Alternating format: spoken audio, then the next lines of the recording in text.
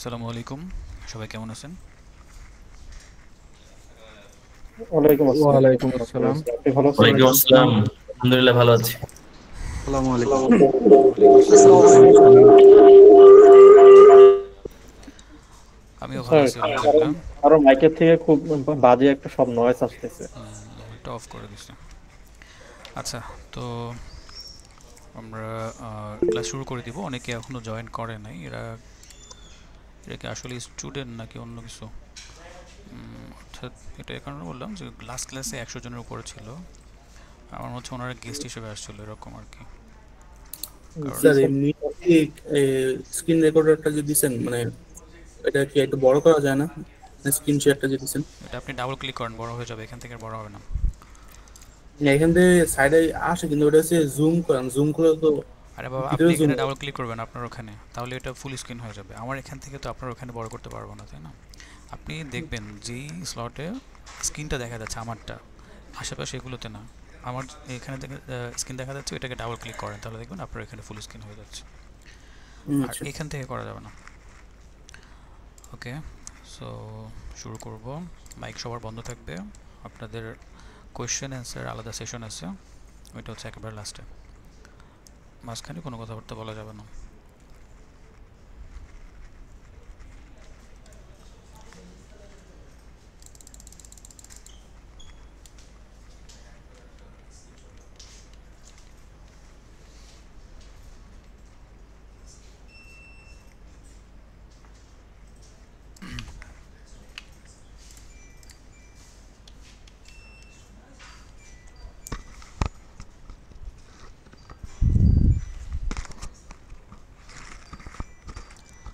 আচ্ছা, তো আজকে একটু মিটিং ছিল, যার ফলে আমরা একটু সময় নিয়ে শুরু করলাম। আর আগামী ক্লাস থেকে কিন্তু এটা হবে না, একদম এক্সাক্ট টাইমে আমরা শুরু করব।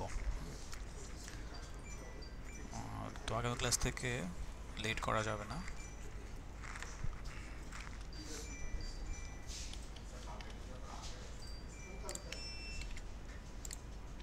এটা হচ্ছে মেসেঞ্জার গ্রুপের লিংক, এখানে দিয়ে দিছি।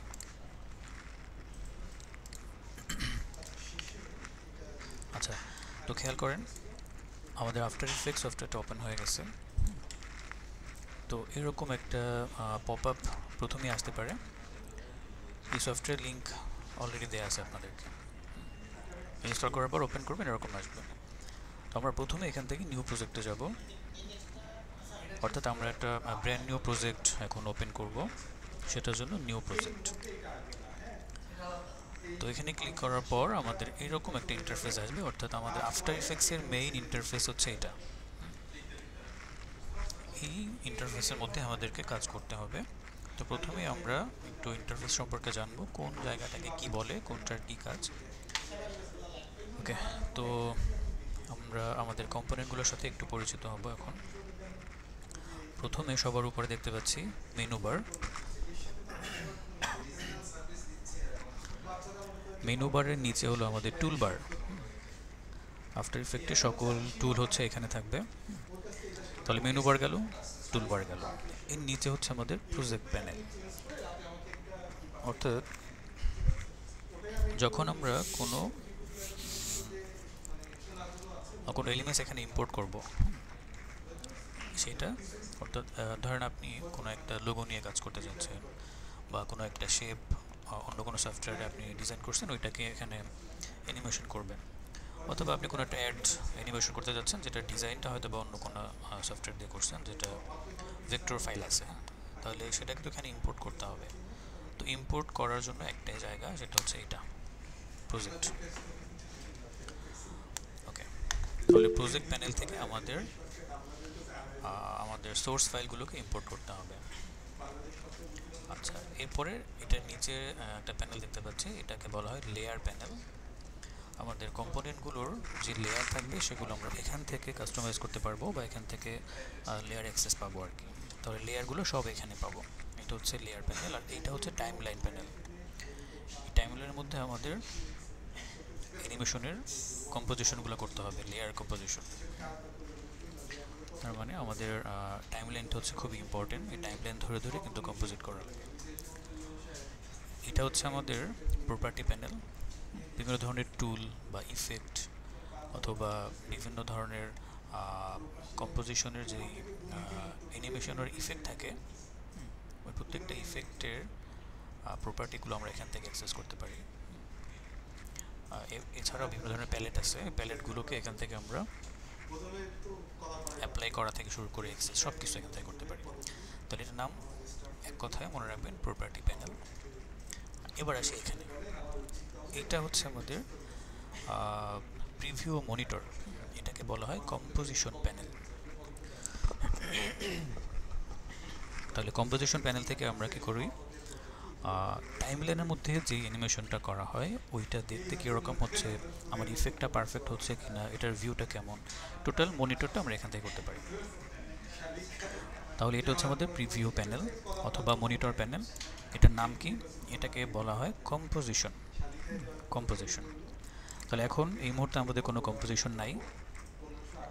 আমাদের প্রজেক্ট শুরু করার আগে প্রথমে একটা কম্পোজিশন ক্রিয়েট করতে হয়। কম্পোজিশন কেন ক্রিয়েট করে, কারণ যখন আপনারা মেসেঞ্জার লিঙ্ক ঠিক আছে, ক্লিক করলে কাজ করবে, একটু নয়েজ আসবে, এটা কিছু করার নাই। আচ্ছা, ধরেন আপনি কোনো একটা ডিজাইন করবেন ইলাস্ট্রেটরে বা ফটোশপে, তাহলে প্রথমে কি করা হয়, সেখানে কিন্তু একটা ডকুমেন্ট সেট আপ করতে হয়। তো ধরেন এটা যদি প্রিন্ট ডিজাইন হয় তাহলে কোন সাইজের পেপারে এটা প্রিন্ট করা হবে, ওই সাইজটা কিন্তু সেট আপ করা লাগে।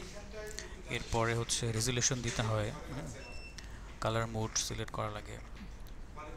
তাহলে আপনি যেভাবে সেট আপ করবেন প্রিন্টটা কিন্তু ওইভাবেই আসবে। এখানেও সেম, আমাকে প্রথমে একটা কম্পোজিশন সেট আপ করতে হবে, যে কম্পোজিশনের মধ্যে আমাকে রেজুলেশন দিতে হবে, ফ্রেম রেট এগুলোকে সেট আপ করে দিতে হবে, যার ফলে কী হবে, ওই রেজুলেশন ওয়াইজ আমার আউটপুট আসবে, অর্থাৎ আমার ভিডিওটা বা অ্যানিমেশনটা রেন্ডার হবে। তাহলে এখন কোনো কম্পোজিশন তৈরি করা নেই। প্রথমে আমি কম্পোজিশন বানাবো, সেটার জন্য আমাকে কি করতে হবে, নিউ কম্পোজিশন, এই যে এখানে ক্লিক করলে হবে, জাস্ট একটা ক্লিক করলে এরকম একটা পপআপ আসবে। এই জায়গাতে আমাদের বেশ কিছু কাজ আছে, তো অনেকগুলো অপশন আছে, এতগুলো অপশন দরকার হবে না, আমি যেটা যেটা দেখাচ্ছি সেটা মাথায় রাখবেন। প্রথমে আসি এখানে উইথ এবং হাইট, অর্থাৎ এটা হচ্ছে আমার রেজুলেশন 1920x1080 দেওয়া আছে। এটা হচ্ছে স্ট্যান্ডার্ড, এটা সবসময় রাখবেন। রিকোয়ারমেন্টের উপর বেস করে ওটা চেঞ্জ হতে পারে, সেটা ডিপেন্ড করবে আপনার ক্লায়েন্টের উপর, আপনি কার কাজ করতেছেন, কী নিয়ে কাজ করতেছেন সেটার উপরে। অনেক সময় এটা স্কোয়ার হয়, এখন উইথ বেশি আছে, হাইট কম আছে, এটা হচ্ছে এইচডি রেজুলেশন।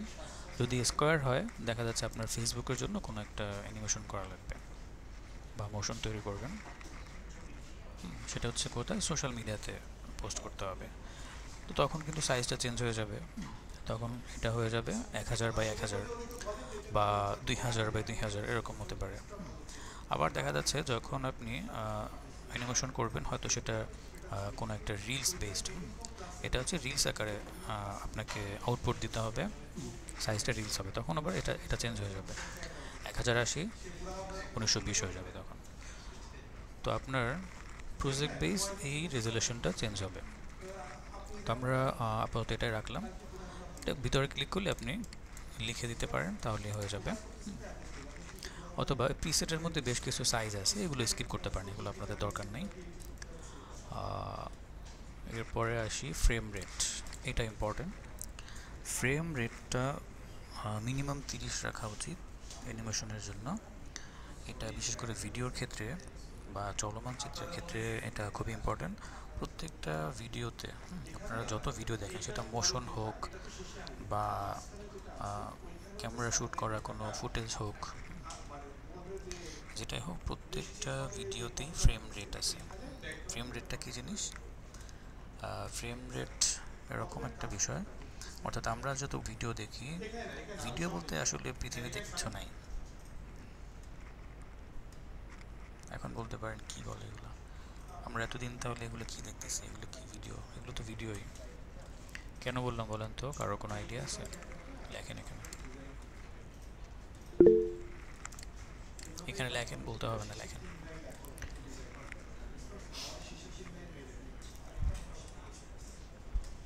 ভিডিও বলতে কোনো কিছুই নাই। এটা কি আসলে সত্য নাকি এটা সত্য না? রাইট, দেখেন অনেকেই জানে কিন্তু। দেখ, খুবই ভালো লাগলো যে আপনারা আসলে বিষয়গুলো সম্পর্কে কনসার্ন। Okay, thank you. ঠিক আছে, আর লিখতে হবে না, বুঝতে পারছি আপনারা আপনারা জানেন আসলে। থ্যাংক ইউ সবাইকে যারা লিখছেন। ওকে, তাহলে বিষয়টা কি? বিষয়টা হচ্ছে যখন আমরা কোনো ভিডিও দেখি ওইটার একটা স্টিল ইমেজ দেখতে পাই। তো স্টিল ইমেজগুলো কি হয়, পার সেকেন্ডে আমার প্রত্যেকটা মানে একটা সংখ্যা কাউন্ট হয় এবং এটার একটা রেট আছে। এক একটা ইমেজকে এক একটা ফ্রেম বলা হয়। তাহলে এখানে যদি আমরা দেখতে পাই ফ্রেম রেট হচ্ছে 30, এইটার মানেটা কি?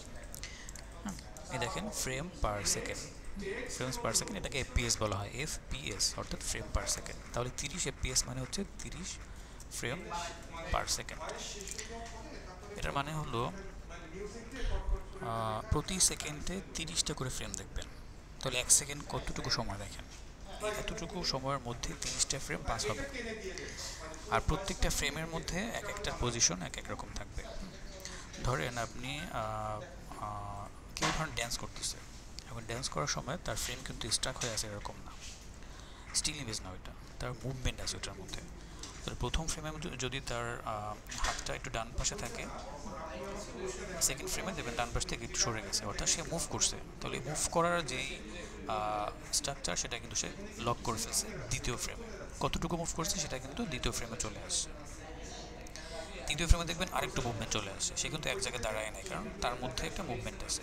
ওই মুভ করার বিষয়গুলো একটা একটা ফ্রেমে করে কি করে লক করে ফেলে ক্যামেরা। দেন সবগুলো ফ্রেম যখন একসাথে দেখানো হয়, একটা থেকে আরেকটা ফ্রেমে যখন সুইচ করে, ওইটার মধ্যে একটা স্মুথনেস থাকে, যার ফলে আটকায় না বা একটু বেঁধে বেঁধে যায় বা একটু বাফারিং হয়, এরকম হয় না, যার ফলে আমরা স্মুথ একটা ট্রানজিশন দেখতে পাই। এবং এটাকেই মূলত ভিডিও আকারে আমরা প্রেজেন্ট করি বা বলে থাকি যেটা এটা ভিডিও। আসলে পৃথিবীতে ভিডিও বলতে কিছু নাই। ভিডিওর মধ্যে যা দেখি প্রত্যেকটা স্টিল ক্যাপচার, স্টিল ইমেজ। তো এটার মিনিমাম একটা রেট আছে, ওই রেটের নিচে গেলে আবার একটু বাফারিং হয় বা আটকে আটকে যায় ফ্রেমগুলো, এটা দেখতে অতটা স্মুথ হয় না। তো মিনিমাম রেট হচ্ছে 24 থেকে 30, এটা হচ্ছে স্ট্যান্ডার্ড। এখন সব ধরনের ভিডিওতে 30 ফ্রেম মিনিমাম ব্যবহার করা হয়।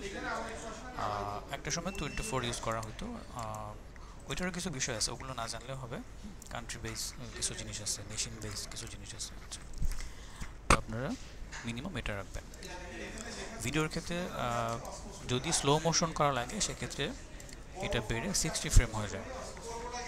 30 ফ্রেম রেখে ফুটেজের মধ্যে স্লো মোশন করতে গেলে ওইটা আবার বাফারিং হয় বা ফ্রেম আটকে আটকে যায়। এজন্য যদি কোনো সিনের মধ্যে ধরেন আপনার একটা ফিল্ম প্রডিউস করতে চাচ্ছেন, ফিল্মের মধ্যে তো অ্যাকশন সিন থাকে, কমেডি সিন থাকে, অনেক কিছু থাকে, ইমোশন থাকে। কোনো একটা সিনের মধ্যে আপনি যাচ্ছেন কি স্লো মোশন করতে, ওইটাকে 30 এফপিএস দিয়ে শ্যুট করা যাবে না, ওইটা অবশ্যই ক্যামেরার মধ্যে 60 এফপিএস দিয়ে শ্যুট করতে হবে। তখন ওইটা স্লো মোশন করলে পারফেক্ট একটা প্রেজেন্টেশন পাবেন, এছাড়া দেখবেন আটকে আটকে যাবে। আর যদি স্লো মোশন না করা লাগে সেক্ষেত্রে 30 ফ্রেম এনাফ। তাহলে ফ্রেম রেট গেল। অ্যানিমেশনের মধ্যে আমরা 30 ফ্রেম রাখবো। এরপরে রেজুলেশনটা ফুল করে দিবেন। স্টার্ট টাইম কোড এটা দরকার নেই, এটা আমাদের ওইভাবে লাগবে না। ডিউরেশনটা লাগবে, খুব ইম্পর্টেন্ট জিনিস, এটা ভালো করে দেখেন। ডিউরেশন কী জিনিস? এটা হলো দেখেন ঘন্টা, মিনিট, সেকেন্ড, এটা হচ্ছে ফ্রেম। আচ্ছা, এখন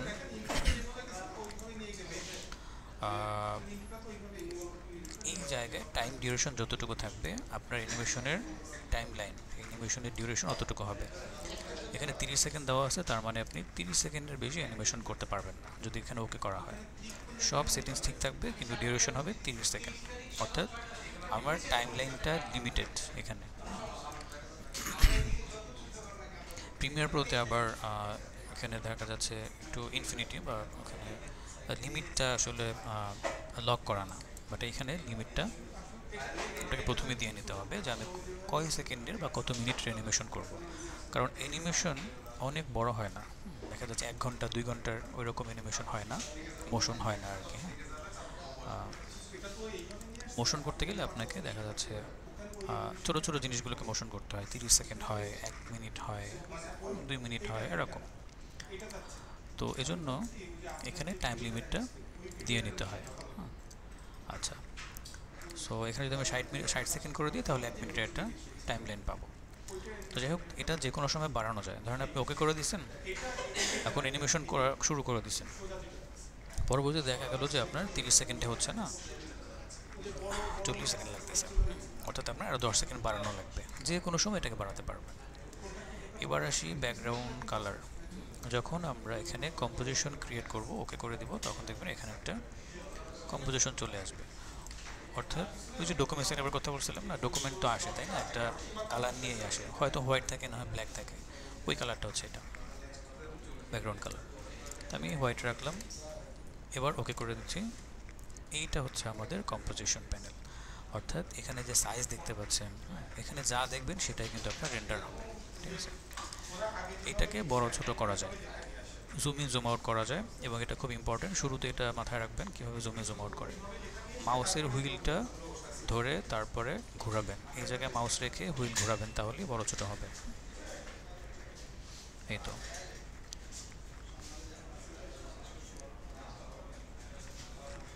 তাহলে জুম ইন জুম আউট করা খুব ইজি। যদি এটাকে প্যান করা লাগে, হ্যাঁ, প্যান বলতে কি এটাকে আশেপাশে সরানো লাগতে পারে, সেক্ষেত্রে এখানে টুল দেওয়া আছে, হ্যান্ড টুল। এই হ্যান্ড টুল দিয়ে আপনি মুভ করতে পারবেন, অথবা কিবোর্ড থেকে স্পেস বার ধরেও আপনি মুভ করতে পারেন। ওকে, তো যখন আমরা কম্পোজিশন নিলাম তখন কিন্তু আমাদের এই টাইমলাইন অ্যাক্টিভ হয়ে গেছে। দেখেন টাইমলাইনটা এখন অ্যাক্টিভ, এখানে এরকম একটা দাগ বা লাইনের মতো চলে আসছে, এবং প্রজেক্ট প্যানেলের মধ্যে দেখেন কম্পোজিশন 1 নামে একটা কম্পোজিশন চলে আসছে আর কি কম্পোনেন্টের।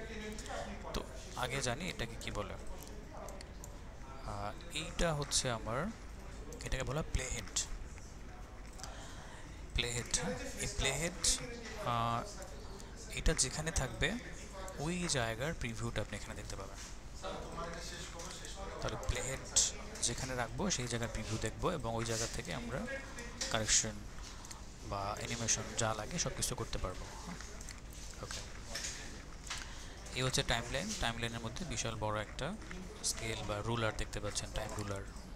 এই টাইম রুলার ধরে ধরে আপনাকে অ্যানিমেশন করতে হবে। ধরুন আপনি শুরুতে একটা ইন্ট্রো দিতে চাচ্ছেন 2 সেকেন্ডে, এটা হচ্ছে এই দেখেন এস লেখা আছে, 2S, তার মানে 2 সেকেন্ড হচ্ছে এখানে শেষ। আপনাকে এখান থেকে শুরু করে এ পর্যন্ত ওই 2 সেকেন্ডের মধ্যে অ্যানিমেশনটা কমপ্লিট করতে হবে। এরপর ধরুন আপনার মেইন অ্যানিমেশন শুরু হবে, এখান থেকে 10 সেকেন্ড চলবে মেইন অ্যানিমেশন, তাহলে এখান থেকে শুরু করে এই যে 12 সেকেন্ড পর্যন্ত 10 সেকেন্ড, 2 সেকেন্ড বাদ এই সেখানে 12 সেকেন্ড 10 সেকেন্ড, তাহলে এইটুকুর মধ্যে আপনাকে মেইন অ্যানিমেশনটা কমপ্লিট করতে হবে। এরপর ধরুন আপনারা একটা আউটরো দিবেন 2 সেকেন্ডে, তাহলে এখান পর্যন্ত মানে এ থেকে এ পর্যন্ত 2 সেকেন্ড, এখানে আউটরো শেষ করতে হবে। তাহলে টোটাল আপনার অ্যানিমেশনটা 16 সেকেন্ডের মধ্যে ডান। মানে বিষয়টা হচ্ছে এইভাবে আপনাকে কাউন্ট করে করে এই টাইম রুলার ব্যবহার করে আপনাকে অ্যানিমেশন করতে হবে আর কি। ওকে, ফাইন। এবার আসি এই টাইম রুলারটাকে বড় ছোট করা যায়, জুম ইন জুম আউট করা যায়। যেমন এখানে দেখেন এই জায়গাতে একটা জুম কন্ট্রোলার আছে, এটাকে ধরে যদি এইদিকে টানেন তাহলে দেখেন আমার এটা এক্সপ্যান্ড হচ্ছে, এখন বাড়বে, এই যে বেড়ে যাচ্ছে, ঠিক আছে, বড় হয়ে যাচ্ছে। যদি এদিকে যায় তাহলে ছোট হবে। তো এখন দেখেন 2 সেকেন্ড পর পর কাউন্ট হচ্ছে। যখন আপনি এটাকে আরও ডিটেলস দেখতে চাইবেন 1 সেকেন্ড পর পর, তখন এটাকে বাড়াবেন। এই দেখেন 1 2 3 4, এখন পার সেকেন্ড আপনি দেখতে পাচ্ছেন। যদি এটাকে আরও বেশি বাড়ান তখন এস এর জায়গায় এফ চলে আসবে, দেখবেন একটু পরে, ঠিক আছে। এফ মানে হচ্ছে ফ্রেম, অর্থাৎ একটু আগে আমরা কি দেখলাম পার সেকেন্ড, এখন আর পার সেকেন্ড নাই, এখন হচ্ছে এই এখানে স্ক্রল বার আছে, আপনি এটা দিক টানতে পারবেন, এই পাশে যেতে পারবেন। তো এটা হচ্ছে আমার ফ্রেম, 1 ফ্রেম 2 ফ্রেম 3 ফ্রেম, তাহলে এইভাবে আপনি ফ্রেম বেসডও এখানে অ্যানিমেশন করতে পারবেন। ধরেন আপনার 5 ফ্রেমের মধ্যে একটা অ্যানিমেশন লাগবে, 5 ফ্রেম, আপনি ফ্রেম ধরে ধরে অ্যানিমেশন করতে পারবেন। আচ্ছা, এখন আমরা 1 সেকেন্ডে কয় ফ্রেম দিয়েছিলাম? 30 ফ্রেম। তাহলে দেখেন এই 30টা এফ যাওয়ার পরে দেখবেন এক কাউন্ট হচ্ছে, এই যে 20, তারপর 30, 2 সেকেন্ড কাউন্ট হচ্ছে। কিন্তু 0 সেকেন্ড থেকে এই যে 1 সেকেন্ড, 10 ফ্রেম, 20 ফ্রেম। এটাকে আরও বেশি জুম করে দেখেন, এখন 1 ফ্রেম করে 14, 15, 16, 17, এই যে 20 ফ্রেম, এটা 25, আচ্ছা এটা পিছনে চলে গেল, 29, 30, এই যে 1 সেকেন্ড কাউন্ট হয়েছে এখানে 1, ঠিক আছে? তাহলে প্রতি 30 সেকেন্ড পর পর, 30 ফ্রেম পর পর 1 সেকেন্ড কাউন্ট হবে। যাই হোক, অত কিছু না বুঝলে হবে, আমাকে জাস্ট টাইম রুলারটা সম্পর্কে একটু জানলেই হবে যে টাইম রুলারটা দিয়ে কী করে। ওভারঅল এটাই ছিল আমাদের ইন্টারফেস। এবার আমরা দেখব যে এখানে কোনো কিছু ইম্পোর্ট করে কিভাবে। তারপরে আমরা কি করব, এখানে ছোট্ট একটা অ্যানিমেশন করে দেখাবো, দেন আমরা হোমওয়ার্ক দিব। আচ্ছা, ওকে। তো ইম্পোর্টটা একটু দেখি, যে আমি ধরেন কোনো একটা কিছু ইম্পোর্ট করতে চাই। এখানে কিন্তু ভিডিওর ভিতরেও কাজ করা যায়। কোনো একটা ভিডিও অন করে ওইটার মধ্যে আপনি কোনো জায়গায় যদি অ্যানিমেশন করা লাগে, বিভিন্ন ধরনের টেক্সট অ্যানিমেশন করা লাগতে পারে, তারপরে বিভিন্ন ধরনের শেপ অ্যানিমেশন করা লাগতে পারে, কম্পোজিশন করা লাগতে, ওগুলো আপনি করতে পারেন ভিডিওর উপরে। ওকে, তো ফাইলে চলে যাব, ফাইল থেকে ইম্পোর্ট, তারপর হচ্ছে ফাইল। এরপর দেখেন আপনি যে কোনো ফাইল এখানে ইম্পোর্ট করতে পারবেন, জেপিজি, পিএনজি, তারপরে ভিডিও, তারপরে অডিও ফাইল, হ্যাঁ, তারপরে কোনো ভেক্টর ফাইল, যে কোনো ফাইল। ধরুন এটা হচ্ছে একটা ভিডিও ফাইল, আমি এটাকে ইম্পোর্ট করতে চাই। আরও এখানে ভিডিও আছে, আমি যে কোনো ফাইল ইম্পোর্ট করতে পারি। দেখেন ইম্পোর্ট চলে আসলো এখানে। এখন এখান থেকে ডিরেক্ট আমাকে লেয়ার প্যানেলে নিয়ে আসতে হবে, তাহলে আমরা দেখতে পাবো যে এখানে টাইমলাইনের মধ্যে লেয়ারটা ডিউরেশন কতটুকু আছে। ইভেন এখানে আমাদের প্রিভিউ চলে আসবে, এই জায়গাতে লেয়ার প্যানেলের মধ্যে লেয়ারটা অন হয়ে যাবে। জাস্ট ধরে এখানে ছেড়ে দিলাম, দেখেন লেয়ারের মধ্যে লেয়ার দেখতে পাচ্ছি। এখানে ডিউরেশন দেখা যাচ্ছে 16 সেকেন্ডের একটা ভিডিও, এবং এইখানে আমাদের প্রিভিউ দেখতে পাচ্ছি। এখন যদি স্পেস চাপি, কিবোর্ড থেকে স্পেস চাপলে এটা প্লে হবে। তো এটাও জানলেন যে এখানে প্লে করতে হয় কীভাবে, যে কিবোর্ড থেকে স্পেস একবার প্লে হবে, আরেকবার স্পেস স্টপ হয়ে যাবে।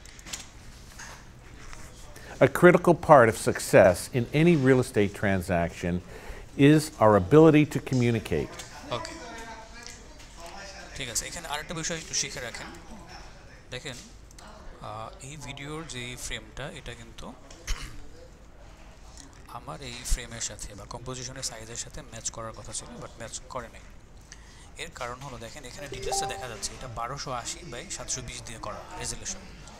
আমাদের রেজলিউশন কত ছিল কেউ বলতে পারবে? বলেন তো দেখি, আমাদের রেজলিউশন কত ছিল? এখানে লেখেন।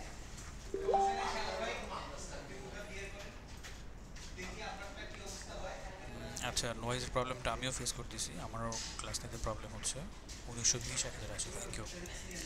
থ্যাংক ইউ সবাইকে, আর সবাই মনোযোগ দিয়ে দেখতেছেন, এই জন্য মনে রাখতে পারছি। অসংখ্য ধন্যবাদ সবাইকে। এটা কমপ্লিট আপনারা নিজেরা করবেন, অফিসে করেন, আমার কিছু করার নেই। এটা আপনারা যদি কিছু করতে পারেন করেন, সমস্যা নেই। অফিসে ওনাদেরকে ফোন দিয়ে তারপরে বলেন যে এইভাবে তো ক্লাস করা যায় না আসলে, এরকমভাবে মানে কিছু বলার নাই আসলে, আপনারা একটু দেখেন করা যায় কিনা। ওকে, কারণ আমি অনেকবার বলছি, ওনারা এটা কোনো সলিউশন দিচ্ছে না। এটাতে আপনাদের যেরকম ডিস্টার্ব হয়, আমারও অনেক সময় কনসেন্ট্রেশন ব্রেক করে, কী বলতেছি নিজেই বুঝি না, এরকম হয়, এত নয়েজ। ওকে, এটা আসলে মানে সবাই একসাথে ক্লাস নেয়, তো আবার এখানে প্রোডাকশন টিম, তারপরে ক্লাস একসাথে, তো কোনো সেট আপ এরকমভাবে নাই আলাদা করে, অফিসটা এরকম আর কি, এর জন্য একটু প্রবলেম। আচ্ছা, যাই হোক, ক্লাসে ফিরে যাই।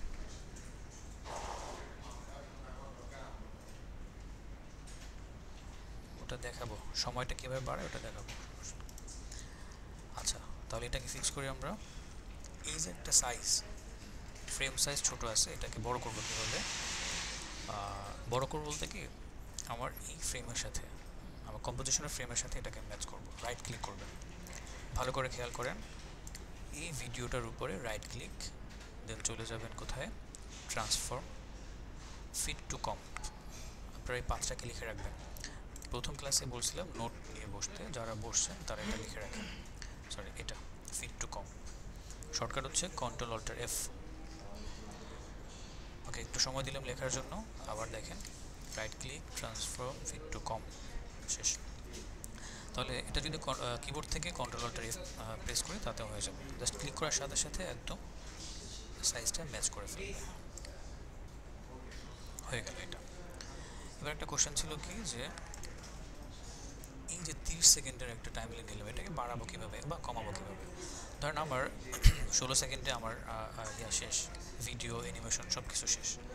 এখন এইভাবে যদি আমি ধরেন 16 সেকেন্ডে শেষ হয়ে গেছে, আমি এটা কমাই নাই, এভাবে রেন্ডার করে দিচ্ছি, তখন প্রবলেম যেটা হবে, আপনার রেন্ডার কিন্তু 30 সেকেন্ডেই হয়ে যাবে। অর্থাৎ ভিডিওটা 30 সেকেন্ডের মেক হবে, কিন্তু এলিমেন্টস থাকবে কোথায়, 16 সেকেন্ডে, বাকিটা এরকম ব্ল্যাঙ্ক থাকবে, ওইটার মধ্যে ভিডিওর মধ্যে চলে আসবে। তার মানে হচ্ছে যতটুকু আপনার টাইম লাইনে ভিডিও থাকবে, ভিডিও লেয়ার থাকবে, ওইটুকুর পরে খালি কোনো অংশ রাখা যাবে না, ওইটা কেটে দিতে হবে অলওয়েজ। কাটবো কীভাবে, এখানে চলে আসে, আবার যাব কোথায়, যে কম্পোজিশন মেনুতে যাব, ক্লিক, কম্পোজিশন সেটিংস। এখান থেকে আমরা এই যে ডিউরেশনটাকে কমাই দেব, কত সেকেন্ড, 16 সেকেন্ড। তাহলে এখানে আমরা 16 সেকেন্ড যদি লিখে দিই, এবার এন্টার করলে 16 সেকেন্ডে শেষ হয়ে যাবে। যদি বাড়াতে চাই তাহলে কি করবো, এখানে সংখ্যাটা বাড়াই দেবো। ধর আপনার 40 সেকেন্ড দরকার, 40 সেকেন্ড লিখে দেন, এখানে হয়ে যাবে। তো আমি কমাই দিচ্ছি, আমার বেশি দরকার নেই। এইবার দেখেন, এই যে আমার সর্বোচ্চ টাইম লাইন 16 সেকেন্ডের পরে আর নাই, ঠিক আছে। এখন যদি আমি এটাকে আউটপুট দিই বা রেন্ডার করে দিই, তাহলে কিন্তু আমার এটা ফিক্স হয়ে গেল। অর্থাৎ ওই যে সাদা একটা অংশ ছিল বা ব্ল্যাঙ্ক ছিল, ওইটা আর আসবে না।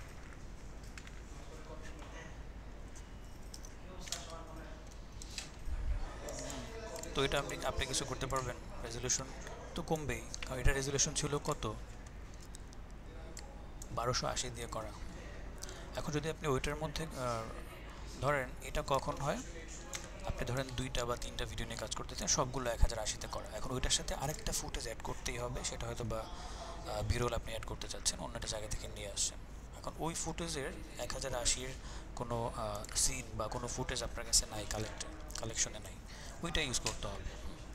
তো তখন আপনাকে এটা করে নিতে হবে, এর বাইরে কোনো উপায় নেই, ঠিক আছে। তবে এটা যে আহামরি অনেক চেঞ্জ হয়ে গেছে, ঘোলা হয়ে গেছে, নষ্ট হয়ে গেছে, বিষয়টা এরকম। ওকে,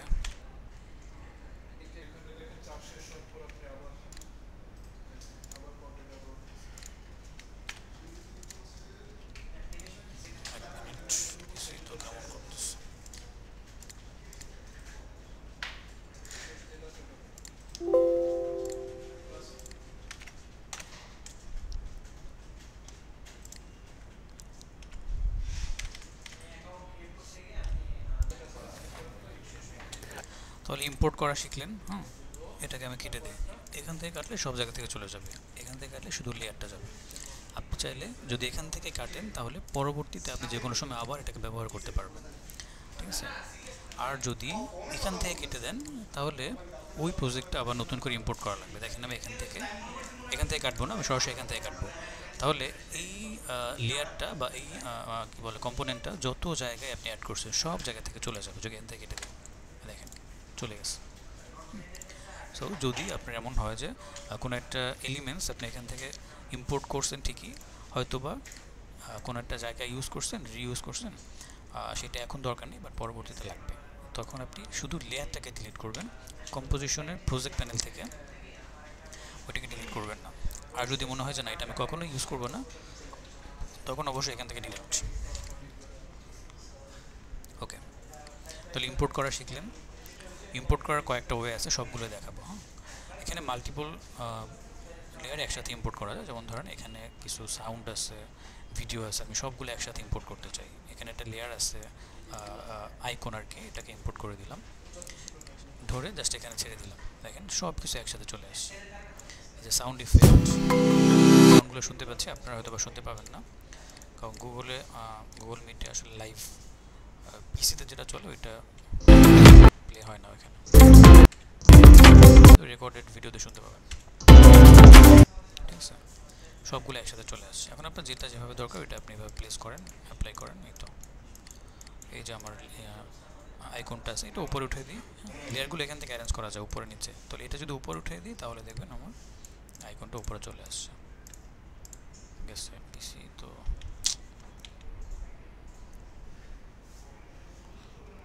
কি অবস্থা।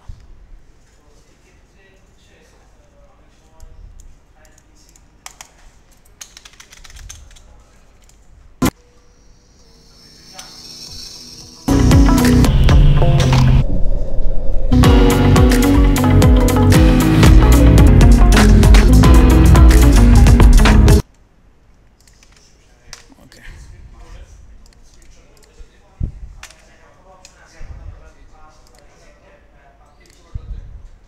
এগুলো দরকার নেই। এখন ইম্পোর্ট করার একটা ওয়ে দেখছেন, যেটা হচ্ছে এখান থেকে করা যায়। তাই না? আরও কয়েকটা ওয়ে আছে, এগুলো দেখানোর পরে আমরা অ্যানিমেশন শুরু করব।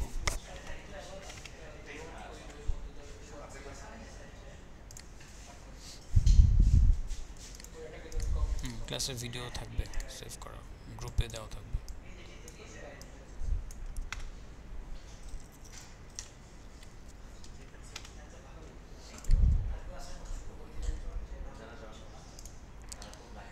আচ্ছা,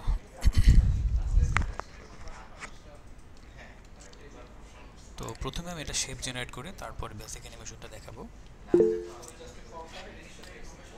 শেপের জন্য আমাদের এখানে এই যে টুলবারের মধ্যে চলে আসবো, এখানে শেপ আছে, একটু ক্লিক করে ধরে রাখবেন, তাহলে অনেকগুলো শেপ একসাথে দেখতে পাবেন। আপনার যে শেপটা লাগবে এখানে নিতে পারেন। প্রথমটা রেক্টেঙ্গেল শেপ, প্রথমে একবার একটু সবগুলো শেপকে দেখাচ্ছি যে কোনটা কীরকম। শেপ ড্র করার পরে দেখবেন যেখানে লেয়ার টেয়ার সব কিছু চলে আসবে। ডিলিট করে দিলাম, ক্লিক করে ধরে রাখবো, দেন দ্বিতীয় শেপটা একটু দেখাই। এটা আবার রাউন্ডেড, অর্থাৎ কর্নারগুলো একটু রাউন্ড হবে এটাতে।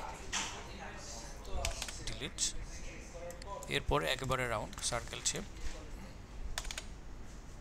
এরপরে হচ্ছে পলিগন, এরকম কিছু কর্নার থাকবে। এরপর একটা স্টার শেপ আছে এখানে, এই যে এরকম আর কি। ঠিক আছে, ওকে। তাহলে আবার আমরা শুরুতে যাই। আমরা এখান থেকে রাউন্ড শেপটাকে নিলাম। ড্র করার সময় যদি আপনি চারপাশে সমান করে ড্র করতে চান, সেক্ষেত্রে শিফট ধরতে হবে। কিবোর্ড থেকে শিফট ধরে তারপর এটা ড্র করবেন, তাহলে কি হবে, একদম সার্কেল হয়ে যাবে। ওকে, তো এই শেপটাকে সিলেক্ট করে মুভ করার জন্য আমাকে এখান থেকে মুভ টুলে যেতে হবে বা সিলেকশন টুলে যেতে হবে।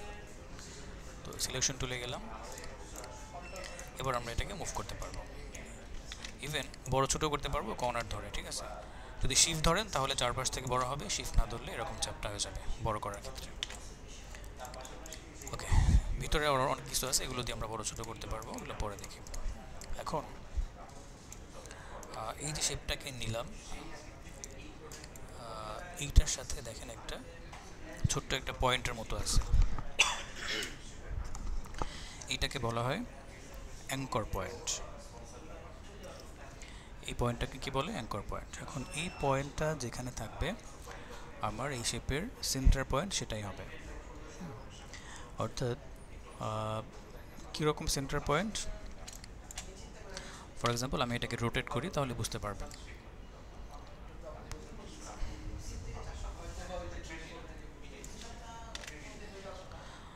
তো দেখতেই পাচ্ছেন এটা কিন্তু একদম সমান মাঝখান থেকে ঘোরে না, একদম এক সাইড থেকে ঘুরতেছে। কারণ হলো অ্যাঙ্কর পয়েন্টটা এক সাইডে আছে। যদি এটা মাঝখানে থাকে, সেন্টারে থাকে, তাহলে একদম মিডিল থেকে এটা রোটেট হবে। তাহলে এই অ্যাঙ্কর পয়েন্টটা মুভ করবো কীভাবে বা সেন্টারে নিব কীভাবে, সেটা হচ্ছে জানতে হবে এখন। এটা হচ্ছে প্যান বিহাইন্ড টুল বা অ্যাঙ্কর পয়েন্ট টুল। এই টুলটার মাধ্যমে কিন্তু আমাদেরকে এটা মুভ করতে হয়। অন্য কোনো টুলে থাকলে আপনার অ্যাঙ্কর পয়েন্ট মুভ করবে না, দেখেন এটা সিলেক্টই করতে পারবেন না। তাহলে এইটা খুবই ইম্পর্টেন্ট জিনিস, অ্যাঙ্কর পয়েন্টটা মুভ করা, সেন্টারে রাখা বা অন্য কোনো জায়গায় রাখা, এটার জন্য আলাদা একটা ডেডিকেটেড টুলই দেওয়া আছে। এখন দেখেন এই টুলের কাজ হলো শুধুমাত্র অ্যাঙ্করটাকে প্লেস করা বা মুভ করা। ওকে, তো আমি চাইলে এখন অ্যাঙ্করটাকে ধরে যে কোনো জায়গায় মুভ করতে পারবো। এই টুলের অন্য কোনো কাজ নেই, শুধু অ্যাঙ্করটাকে মুভ করে। ফাইন। তো এখন ধরেন আমি এখানে বসালাম, এখন এটা যে এক্স্যাক্ট সেন্টার পয়েন্ট হয়েছে এটা বোঝার কোনো উপায় নাই, এক্স্যাক্ট সেন্টার নাও হতে পারে এটা। তো সেই ক্ষেত্রে কীভাবে সেন্টার পয়েন্টে বসাবো, কিবোর্ড থেকে কন্ট্রোল অল্টার এই দুইটা ধরে রেখে টুলের উপর ডাবল ক্লিক করবেন। আবার বলছি, কিবোর্ড থেকে কন্ট্রোল অল্টার দেন হচ্ছে অ্যাঙ্কর পয়েন্ট টুলে ডাবল ক্লিক, তাহলে কী হবে একদম এক্স্যাক্ট সেন্টারে চলে আসবে। এইবার দেখেন এখন কিন্তু পারফেক্টলি আমার সেন্টার থেকে রোটেট হচ্ছে, বোঝানোর জন্য আমি এটা রোটেশনটা দেখালাম আর কি। তাহলে যে কোনো শেপ জেনারেট করার পর অ্যানিমেশনে যাওয়ার আগে আপনাকে অ্যাঙ্কর পয়েন্টের প্লেসমেন্ট ঠিক করতে হবে। ওকে, আচ্ছা এবার আমরা এটাকে বেসিক কিছু অ্যানিমেশন করব, একটু ছোট করে নিই। তো ছোট করার জন্য কি বলছিলাম, একটা কর্নারে ক্লিক করে শিফট ধরবো, তারপরে একটু ছোট করে দেব। তবে এখানে রাখলাম এটাকে। এখন অ্যানিমেশন করার জন্য আমাদেরকে লেয়ার প্যানেলে আসতে হবে। লেয়ার প্যানেল থেকে প্রপার্টি এক্সপ্যান্ড করতে হবে, জাস্ট এই যে অ্যারোতে ক্লিক করবেন, প্রত্যেকটা লেয়ারের সাথে এরকম একটা অ্যারো থাকবে, জাস্ট এখানে ক্লিক করলেই এইরকম কিছু অপশন চলে আসবে আপনার সামনে। আবার দেখেন লেয়ার প্যানেলের পিছন থেকে এই যে একটা অ্যারোতে ক্লিক করলাম, চলে আসলো কন্টেন্টস এবং ট্রান্সফর্ম। সো কন্টেন্টসের ক্লাস আওয়ার পরে আজকে আমরা ট্রান্সফর্ম থেকে অ্যানিমেশন করব। ট্রান্সফর্মের ভিতরে বেশ কিছু অপশন আছে, anchor point, position, scale, opacity, হাবিজাবি অনেক কিছু আছে। তো অ্যাঙ্কর পয়েন্টটা লাগবে না, এটা পজিশন থেকে যা যা যা আছে এগুলো হচ্ছে ব্যবহার করবো আজকে আমরা, অর্থাৎ এগুলোকে বলা হয় প্যারামিটার। প্যারামিটারগুলো ব্যবহার করে আমরা আজকে অ্যানিমেশন করব। তো প্রথমে পজিশন দিয়ে অ্যানিমেশন করতেছি। পজিশনের পিছনে আপনারা একটা স্টপ ওয়াচের মতো একটা আইকন দেখতে পাচ্ছেন, এইটার মাধ্যমে আমাদেরকে কি ফ্রেম জেনারেট করতে হবে। এই কি ফ্রেমটা কী জিনিস, কি ফ্রেমের মাধ্যমে কিন্তু আমাদের অ্যানিমেশন করা লাগবে, কি ফ্রেম না বুঝলে অ্যানিমেশন করতে পারবেন না। আচ্ছা, এখন প্রথমে আপনি প্লেস করবেন যে শুরুটা কোন জায়গায় হবে অ্যানিমেশনে। ধরেন আমি চাচ্ছি যে আমার এই শেপটা অ্যানিমেট হয়ে এখানে চলে আসবে, তাহলে এখানে থাকবে, থাকার পর তার এন্ডিং পয়েন্ট হবে বা ডেস্টিনেশন হবে কোনটা, এটা। তাহলে স্টার্ট পয়েন্ট হলো কোনটা, এইটা, এন্ড পয়েন্ট হচ্ছে এইটা।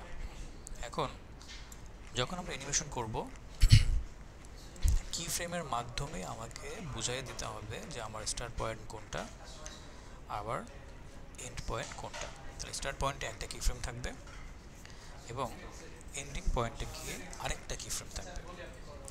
তো এই দুইটা কি ফ্রেমের মাঝখানে আমরা যা করব সেটা স্কেল করতে পারি, সেটা পজিশন করতে পারি, রোটেশন হতে পারে, অপাসিটি হতে পারে, এর বাইরেও অনেক কিছু হতে পারে।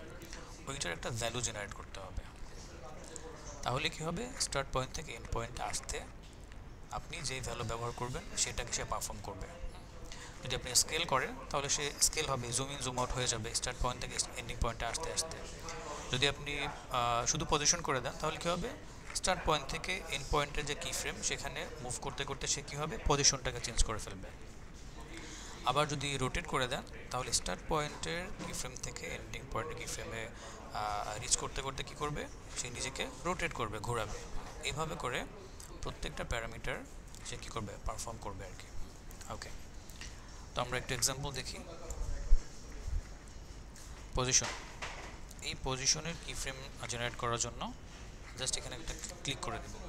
মনে রাখবেন কি ফ্রেম এখানে ক্লিক না করলে অ্যাড হবে না। তো জাস্ট আমরা এখানে একটা ক্লিক করে দেবো, কি ফ্রেম চলে আসলো। এটা হচ্ছে আমার স্টার্ট পয়েন্ট। এই কি ফ্রেম বেস করে এটার পজিশন কোথায় থাকবে, এই জায়গায় থাকবে। এবার আমি চাই যে 2 সেকেন্ডে গিয়ে আমার আরেকটা কি ফ্রেম হবে, সেটা হচ্ছে এন্ডিং পয়েন্ট। তাহলে প্রথমে আমার এই প্লেহেডটা 2 সেকেন্ড বরাবর রাখতে হবে। মনে রাখবেন প্লেহেড যেখানে থাকবে আমার পরবর্তী কি ফ্রেম ওখানে জেনারেট হবে। তাহলে প্রথম কি ফ্রেম ক্লিক করে নিলাম, দ্বিতীয় কি ফ্রেম আবার ক্লিক করব না, আরেকবার ক্লিক করলে এটা বন্ধ হয়ে যাবে, খেয়াল করেন অফ হয়ে গেছে, কিন্তু এখন কোনো কি ফ্রেম নাই।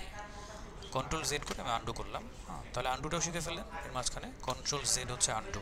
ওকে, তো প্রথম কি ফ্রেম জেনারেট করার পর ভালো করে মাথায় রাখবেন বা এখানে বুঝবেন ভালো করে, প্রথম কি ফ্রেম জেনারেট করার পর সেকেন্ড কি ফ্রেম যখন নেবেন তখন প্রথমে প্লেহেডটাকে প্লেস করবেন যে কত সেকেন্ডে আপনি অ্যানিমেশনটাকে এন্ড করতে চাচ্ছেন। আমি চাচ্ছি 2 সেকেন্ডে এন্ড হয়ে যাবে। এখন এই লাস্ট কি ফ্রেমটা জেনারেট করার কয়েকটা ওয়ে আছে। প্রথম ওয়ে হচ্ছে এখানে একটা অপশন চলে আসবে, অ্যাড কি ফ্রেম, অ্যাড বা রিমুভ কি ফ্রেম, এটা এরকম একটা, আপনি চাইলে এখানে ক্লিক করে অ্যাড করতে পারেন। তো যদি এখানে ক্লিক করে অ্যাড করেন তাহলে আপনার কাজ কিছুটা বেড়ে যাবে আর কি, অর্থাৎ আবার এখানে ভ্যালু চেঞ্জ করে এটাকে সরিয়ে দিতে হবে। দেখেন এই যে দুইটা কি ফ্রেম হয়ে গেল, মাঝখানে কোনো পারফরমেন্স নাই কিন্তু, মানে প্রথমে যেখানে শেষেও তাই, মাঝখানে কিছুই হচ্ছে না, অ্যানিমেশন হচ্ছে না, কারণ আমরা কোনো ভ্যালু চেঞ্জ করি নাই। তো এটা একটা ওয়ে, বাট এটার এই ওয়েটার থেকে আরও কিছু ওয়ে আছে, সেগুলো আরও সহজ। আচ্ছা, তাহলে এটা জেনে নিলেন যে আসলে র্যান্ডম কি ফ্রেম কীভাবে জেনারেট করে। ব্যাস, ওটা আমরা নিব না। কীভাবে নিব? এখান থেকে দুইটা ভ্যালু আছে, এই যে দেখেন পজিশনের সাথে দুইটা ভ্যালু, এটা একটা এটা একটা। প্রথম ভ্যালুটা হচ্ছে পাশাপাশি মুভ করে, দ্বিতীয় ভ্যালুটা উপরে নিচে ভার্টিক্যালি মুভ করে। তাহলে আমি চাচ্ছি কি পাশাপাশি মুভ করতে, এটা এখান থেকে এখানে চলে যাবে, হরিজন্টাল বা পাশাপাশি মুভ করতেছে। সেক্ষেত্রে আমার এই ভ্যালুটা যদি চেঞ্জ হয়, ভ্যালু চেঞ্জ করার সাথে সাথে দেখবেন এখানে কি ফ্রেম জেনারেট হবে এবং এটাও মুভ করা শুরু করবে। তো আমি এখান থেকে ভ্যালু চেঞ্জ করে দিচ্ছি, এই দেখেন কি ফ্রেম জেনারেট হয়ে গেছে, মুভ করা শুরু হচ্ছে। আমি আরও নিতে চাই, তাহলে ভ্যালু কি আরও বাড়বে, এই যে এখানে পর্যন্ত নিতে চাচ্ছি, তাহলে ক্লিক করে মুভ করবেন। মানে অনেক বান্দা এরকম আছে, ক্লিক করে বসে থাকে, তারপর এরকম টানাটানি করে, এটা করবেন না। প্রথমে যদি একটা ক্লিক করেন তখন তো কার্সার বসে গেল, তখন আপনার মুভমেন্টে কোনো ভ্যালু চেঞ্জ হবে না। তাহলে কীভাবে চেঞ্জ করবেন? ক্লিক করে ছাড়া যাবে না, ছেড়ে দিলেই শেষ। ক্লিক করে ছেড়ে দিলে বিপদ, ভিতরে কার্সার বসে যাবে। ক্লিকটা করে তারপরে মুভ করেন, ডানে বামে এরকম, তাহলে দেখবেন যে আপনার অবজেক্ট সহ মুভ করতেছে। ওকে, এবার দেখেন কি ফ্রেম কিন্তু আমাকে নেওয়া লাগে না, দ্বিতীয়টা এটা চেঞ্জ কি ফ্রেম অ্যাড মুভমেন্ট হয়ে গেল। এইবার দেখেন সে কিন্তু পারফর্ম করতেছে, এখন এই যে অ্যানিমেশন হচ্ছে। আমি যদি প্লে করি তাহলে দেখবেন সুন্দর একটা অ্যানিমেশন কিন্তু হয়ে গেল। তাহলে স্টার্ট পয়েন্ট এন্ড পয়েন্ট এইটুকুর বাইরে আর অ্যানিমেশন হবে না। অর্থাৎ আমি তাকে বলে দিলাম যে আমার অ্যানিমেশনটা শুরু হবে এখান থেকে, ভ্যালু চেঞ্জ হওয়া শুরু হবে এখান থেকে, চেঞ্জ হতে হতে হতে হতে এখান থেকে মানে এখানে গিয়ে চেঞ্জ হওয়া বন্ধ হয়ে যাবে, এরপরে আর চেঞ্জ হবে না ভ্যালুটা, অর্থাৎ সে এখানে ফিক্স হয়ে যাবে। সো অনেক কথা বললাম, এইটুকু থিওরি বুঝতে পারলে বাকি সব সেম। এখন আমি শুধু এগুলো রিপিট করবো, এখন আর এত কথা বলা যাবে না। সেম জিনিসটা হচ্ছে এখানে হবে, এখানে হবে, সব জায়গায়, ঠিক আছে? তো এটা মুভমেন্ট কিন্তু হয়ে গেল। এই যে একটা লাইন দেখতে পাচ্ছেন, এটা কিন্তু আপনার প্রিন্ট বলতে যেটা বোঝায় রেন্ডার করার পর যেটা আসে ওইটা হচ্ছে প্রিন্ট। ওই জায়গায় আসবে না, এটা জাস্ট আপনি প্রিভিউ দেখলে দেখতে পাবেন। মজার বিষয় হচ্ছে যখনই আপনি আফটার ইফেক্ট এরকম একটা পজিশন অ্যানিমেশন করবেন, সেটার সাথে একটা পাথ অ্যাড হয়ে যায়, এই পাথটাকে বলা হয় মোশন পাথ। খুব ইম্পর্টেন্ট এবং মজার একটা জিনিস, এই মোশন পাথ ব্যবহার করে আপনি আপনার পাথের ডিরেকশন চেঞ্জ করতে পারবেন। ধরেন মোশন পাথটাকে ব্যবহার করে আমি এটাকে একটু এরকম ডাউন করে দিলাম, দেখেন তাহলে পাথটা যেরকম হবে মোশনটাও এরকমই হবে। আবার দেখেন এখানে এই যে ছোট্ট একটা ফোটার মতো দেখা যাচ্ছে, এখানে একটা ডটের মতো দেখা যাচ্ছে, এই ডটগুলো ব্যবহার করে পাথটাকে কার্ভ করতে পারবেন। কার্ভ হয়ে গেল, একটু ওয়েভ টাইপের একটা, ঠিক আছে?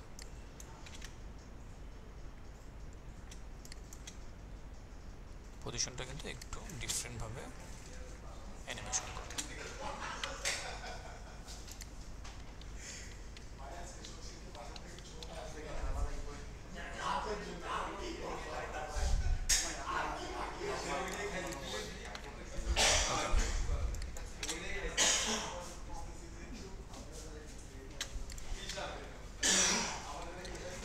এখন ধরেন যে আপনার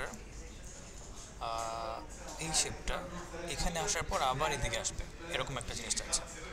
তাহলে প্রথমটা তো জানলেন, এখান থেকে ভ্যালু চেঞ্জ করলাম। এবার নতুন একটা জিনিস শিখেন যারা একদম বিগিনার আছেন, এখানে রিপিটেড আছেন, কে কে রিপিট করতেছেন এরকম কে কে আছেন?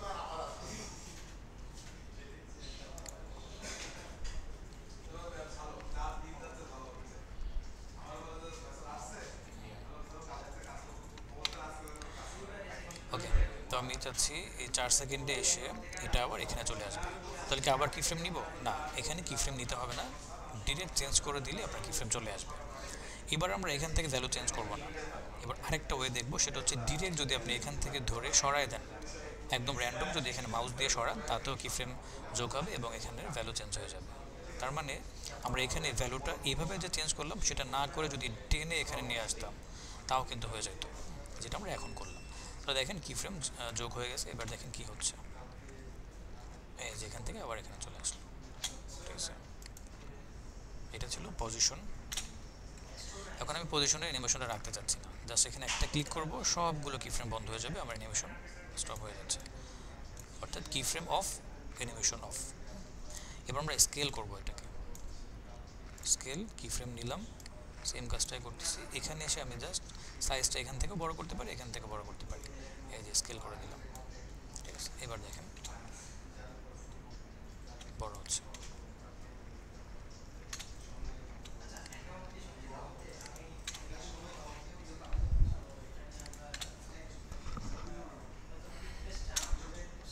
আবার এখানে এসে ছোট হবে, তাহলে ভ্যালু চেঞ্জ।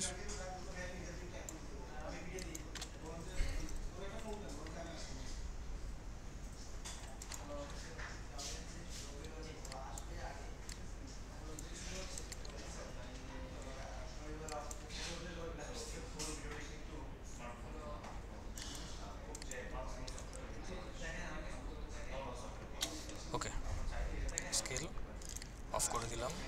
এবার আসি রোটেশন। রোটেশন প্যারামিটার দিয়ে কী করা যায়, রোটেট করে ঘুরে। তাহলে আমি এই যে ভ্যালুটা একটু বাড়াই দিলাম, দেখেন কি ফ্রেম অ্যাড হয়ে গেল এবং ঘুরতেছে সে। বোঝা যায় না কেন, কারণ চারপাশের তার ব্যাসার্ধটা একদম সমান। আমি একটু চ্যাপ্টা করে দিচ্ছি, এবার দেখেন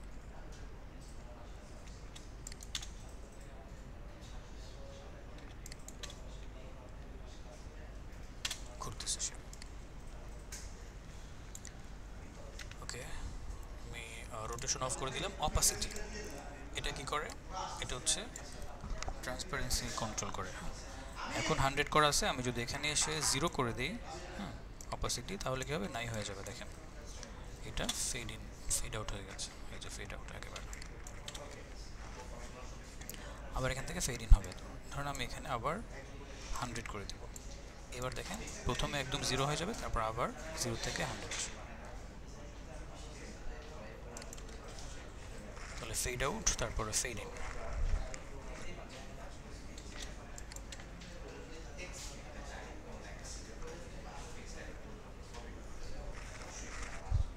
ওকে,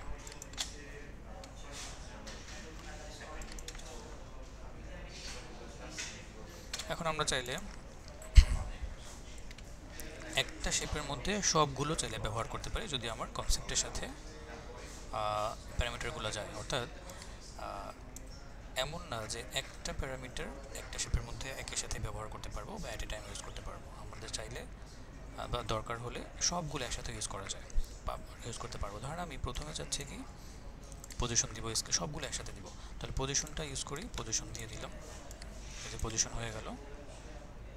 ব্যাস, এখন পজিশনের সাথে একই জায়গা থেকে ধরেন স্কেল হবে, এখানে আস্তে আস্তে একটু বড় হবে স্কেলটা, তাহলে স্কেলের সাইজটা বড় করে দিলাম।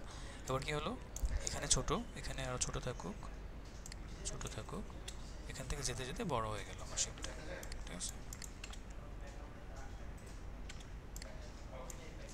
রোটেশন করব, একটু চ্যাপ্টা করে দিতে হবে, নাহলে রোটেশন বুঝবেন না। এখানে এসে সে রোটেট হবে, ঘুরতে ঘুরতে আসবে। ব্যাস, এবার দেখেন এই যে ঘুরতে ঘুরতে বড় হয়ে গেল। এবার নাই হয়ে যাবে এখানে আস্তে আস্তে, তার কি অপাসিটি দিতে হবে।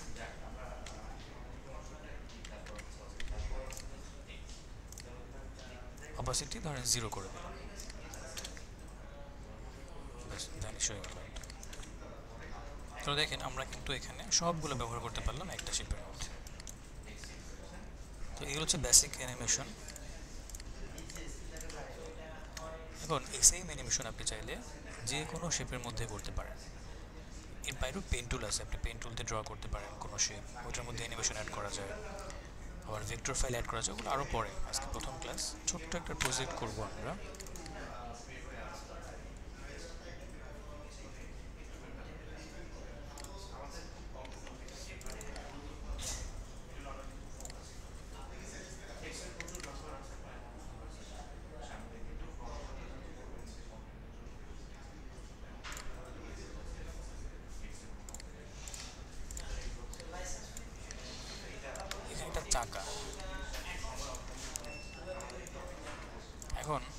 চাই এই চাকাটা ঘুরতে ঘুরতে এইদিকে আসবে। সেক্ষেত্রে এখানে কোন কোন প্যারামিটার বা কোন কোন অ্যানিমেশন করতে হবে এখান থেকে আপনারা বলেন তো? নাকি সবগুলো ব্যবহার করব নাকি স্পেসিফিক কোনো একটা ব্যবহার করব?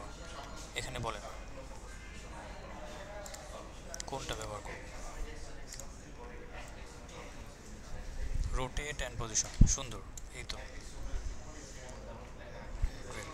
Rotate and position, right. তাহলে প্রথমে পজিশন করে দিই, তারপর রোটেট করে দিই, বা দুইটা একসাথেও করতে পারি। পজিশনটা হচ্ছে এখানে আসলো, যদি শিফট ধরেন মুভ করার ক্ষেত্রে শিফট ধরলে একদম সোজা হবে, শিফট না ধরলে একটু বাঁকা হতে পারে। তো আমি শিফটই ধরলাম, এরপর রোটেশনটা দিয়ে দিই, রোটেশনটা আমি দিয়ে দিলাম। এবার দেখেন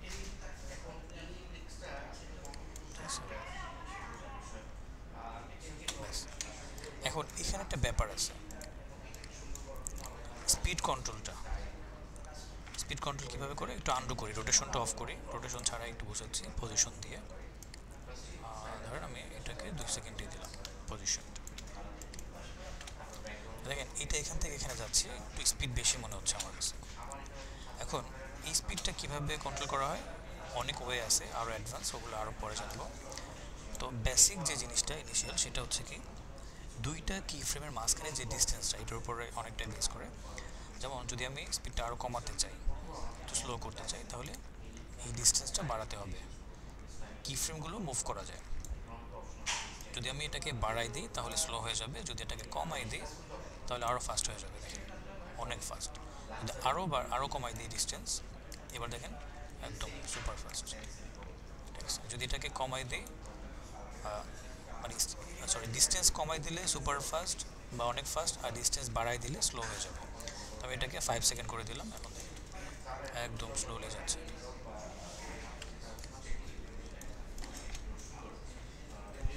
ওকে, সো এটা দেখানো শেষ। এবার আমরা রোটেশন দিয়ে দিলাম।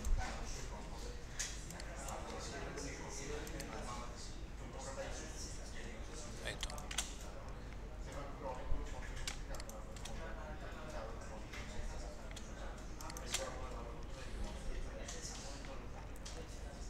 ওকে। সো প্রথম দিন আমরা একটা পেপার প্লেনের অ্যানিমেশন করব, এটা হচ্ছে বেসিক। এটা করে আমরা হচ্ছে রেন্ডার করব, তাহলে রেন্ডারটাও শেখা হয়ে যাবে আপনাদের।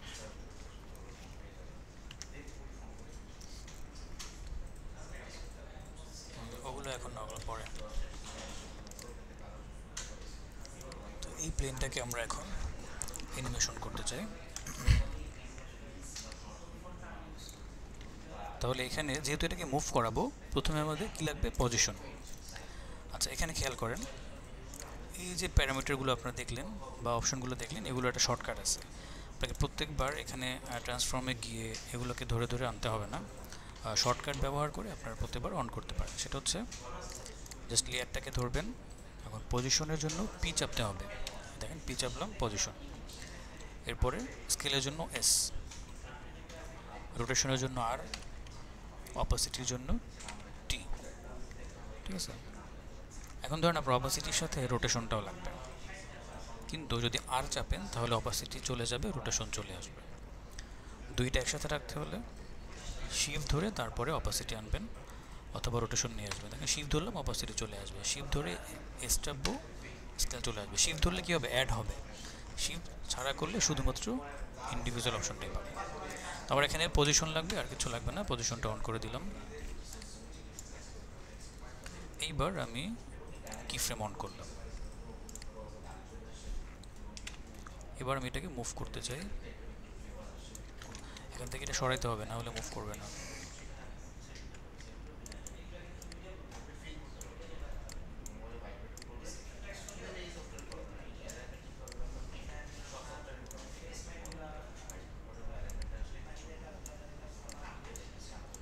একটু কার্ভ হয়ে বা একটু বাঁকা হয়ে সে এই দিকে যাবে।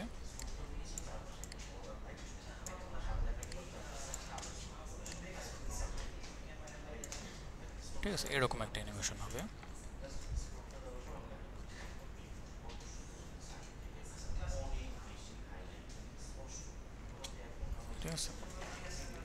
এখন আমরা চাইলে লাইনটাকে বা পাথটাকে একটু ঠিকঠাক করে দিতে পারি, যেমন একটু আঁকা বাঁকা আছে, এই পাথটাকে ধরে আমরা একটু কার্ভটাকে ঠিক করে দিতে পারি।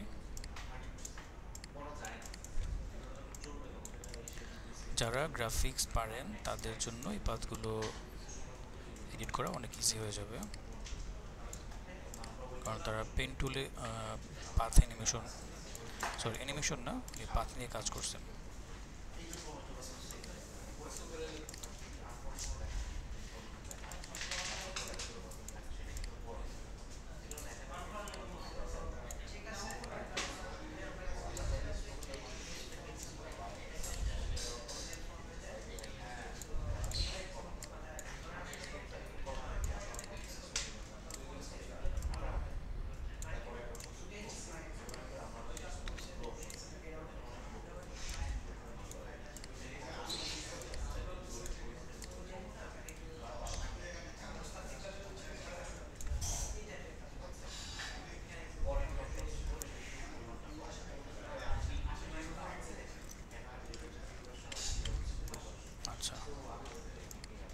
এখন আমি একটু আর একটু ফাস্ট করতে চাই, সেক্ষেত্রে এই ডিস্টেন্সগুলো কমাই দেবো। হ্যাঁ,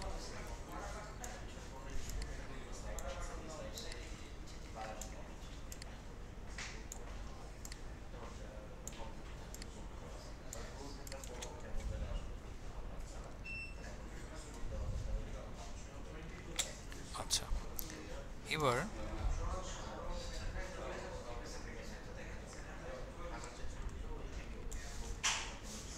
এখন দেখেন সবই ঠিক আছে, বাট এটার রোটেশনটা ঠিক করতে হবে। এখন কোন রোটেশন?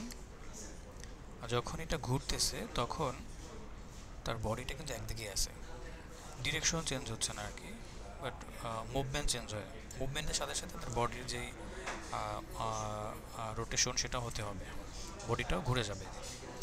তো সেই ক্ষেত্রে ছোট্ট একটা কাজ করতে হবে, এই লেয়ার উপর রাইট ক্লিক, প্রথমে এরকম পজিশন দিয়ে অ্যানিমেশনটা করে ফেলবেন, তারপর রাইট ক্লিক করতে হবে, এরপর চলে যাবেন ট্রান্সফর্মে, দেন হচ্ছে অটো ওরিয়েন্ট, এখানে ক্লিক, ওরিয়েন্ট এবং পাথ, এবার ওকে। এবার দেখেন এখন কিন্তু রোটেট হচ্ছে, এই যে খেয়াল করেন,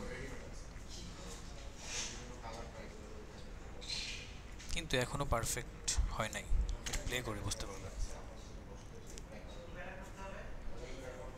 পারফেক্ট করতে হবে কিভাবে? একদম শুরুতে গিয়ে এটাকে দেখেন, এটা উপরের দিকে আছে, তাহলে শুরুর পাথটা অ্যালাইন করে দিতে হবে, স্টার্ট পয়েন্টের পাথটা, তাহলে দেখবেন সবগুলো জায়গায় সে ভালো করে ম্যাচ করতে পারবে। এটার জন্য রোটেশন লাগবে আমার, রোটেশনে কোনো অ্যানিমেশন করা যাবে না, জাস্ট ভ্যালু চেঞ্জ করে দেখেন এটাকে ঘুরে আমি এই পাথের সাথে অ্যালাইন করে দেবো, শেষ। এইবার দেখেন, এবার কিন্তু পারফেক্টলি মুভ করতেছে।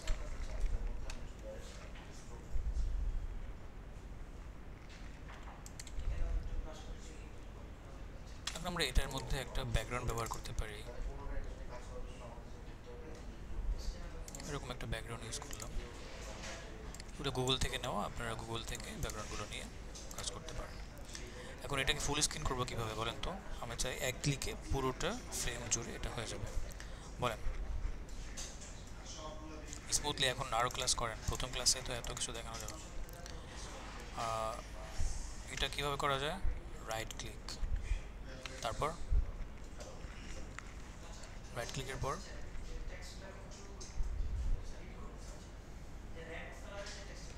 কার্ভটা ক্লিক করলে চলে আসে, হ্যাঁ কন্ট্রোল অল্টার এফ করলেও চলে আসে। রাইট ক্লিক করে ট্রান্সফর্ম থেকে আমরা ফিট টু কম্প, এই তো, অথবা কন্ট্রোল অল্টার এফ। এবার ব্যাকগ্রাউন্ডটা আমার স্ক্রিন জুড়ে সেট হয়ে গেল। এই যে লেয়ারটা সিলেক্ট করলে আমার পাথ চলে আসবে, এরপর আপনি এই পাথগুলোকে এডিট করতে পারবেন। যেই লেয়ারের সাথে আপনি পজিশন করছেন ওই লেয়ার সিলেক্ট করার সাথে সাথেই পাথ শো করবে। ব্যাকগ্রাউন্ড লেয়ারের সাথে কোনো পাথ নাই, পাথ কার সাথে? পেপার প্লেনের সাথে, তাহলে দেখেন সিলেক্ট করার সাথে সাথে এটা শো করতেছে।